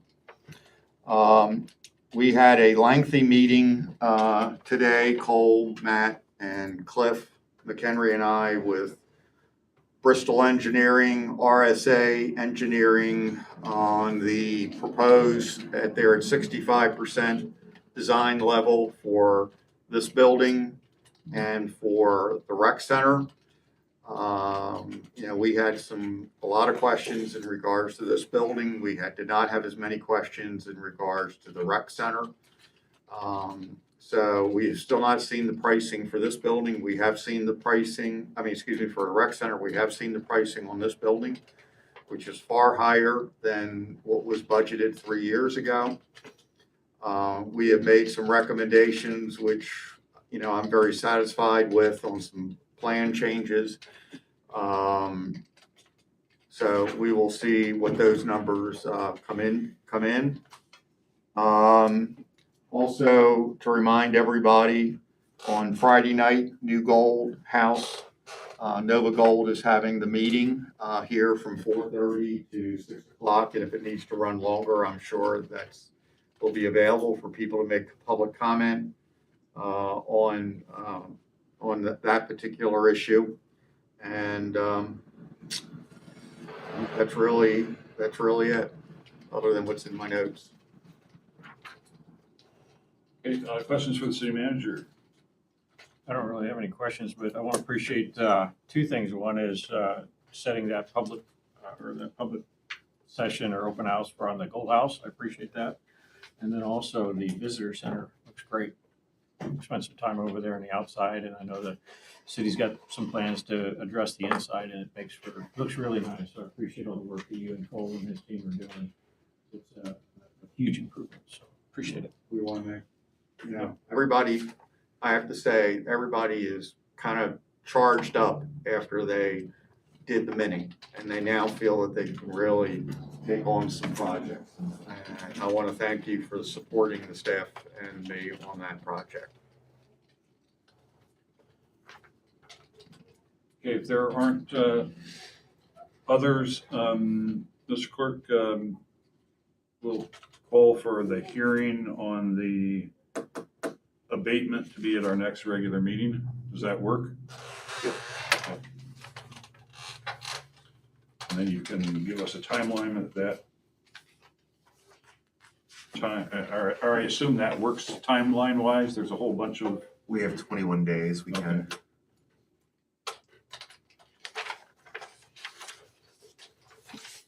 And then I guess just to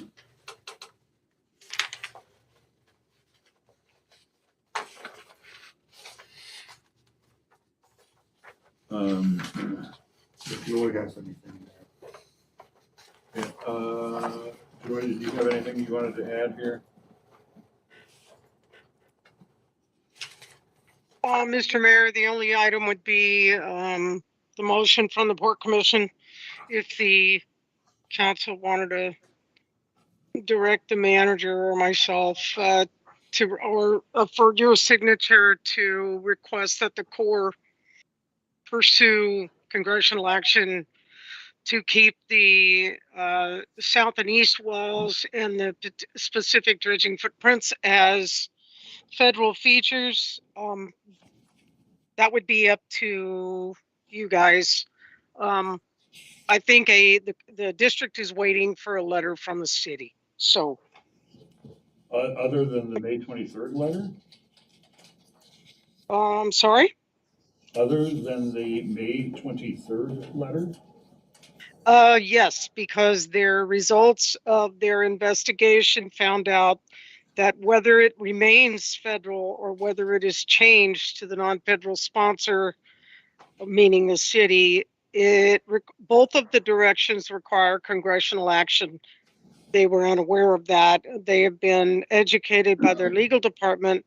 So now, if we want them to pursue keeping them as federal features, we need to formally tell them that. Okay, I can well, draft something if you'd like. sure, and then we'll talk with Mr. Stern a little bit more about it. Sure. Yes, we will. We need to work it from both sides. Yes. Anybody have any questions on that? Do we need action from the council, and at what point do we need the action? Well, I guess we could have a motion to formally pursue the federal legislation relative to the request for policy waiver. I'd like to make a motion for the Nome Common Council to request the court to take congressional action to permanently authorize east-west harbor bulkheads and dredging portion as federal infrastructure. Thank you. Councilmember Mark Johnson and Doug Johnson.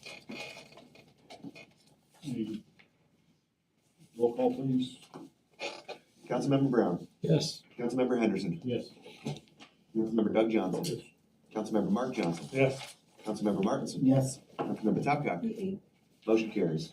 Thank you. Okay, that will bring us then on to another opportunity for citizen comment. Are there members of the audience that wish to address the council this evening?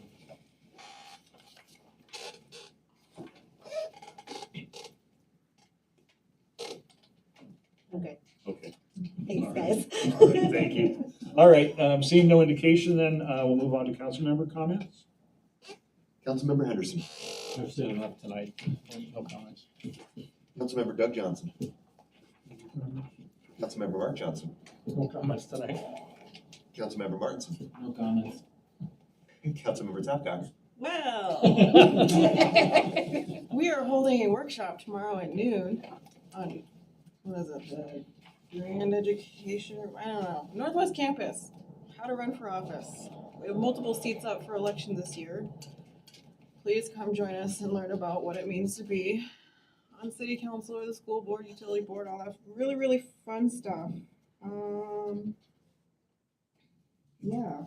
And the time was? Noon to 1. We're gonna have it on maybe Facebook Live. I don't know yet. Should know by now, but we're gonna have Zoom. Have a Zoom option. My brain is dead. So there's a virtual option. I don't know if any of the news sources are gonna also have a meeting. So it should be fun. Run for office. The deadline is next Tuesday, not tomorrow, but the 30th at close of business, 9 o'clock. Looking at Brian. Great, thanks for organizing that. For the second year. Hopefully better attended this year. All right, well, I was gonna say we're gonna adjourn by 9 o'clock, but I see we got 2 executive sessions. Councilmember Brown. Oh. I have no comment. Oh. Get that out of the way. Officially, the suspense. Okay, all yours. All right, I'm not gonna say anything more either. We're gonna get out of here in 15 minutes, I hope, Glenn. If there's not objection, ask the council recess into executive session on personnel matters and legal matters, the immediate knowledge of which could have adverse impacts on city and village. I'll make that motion. Personnel and legal. Councilmember Mark Johnson, Councilmember Brown. Is there any objection? We are in executive session. And it's 2 hours.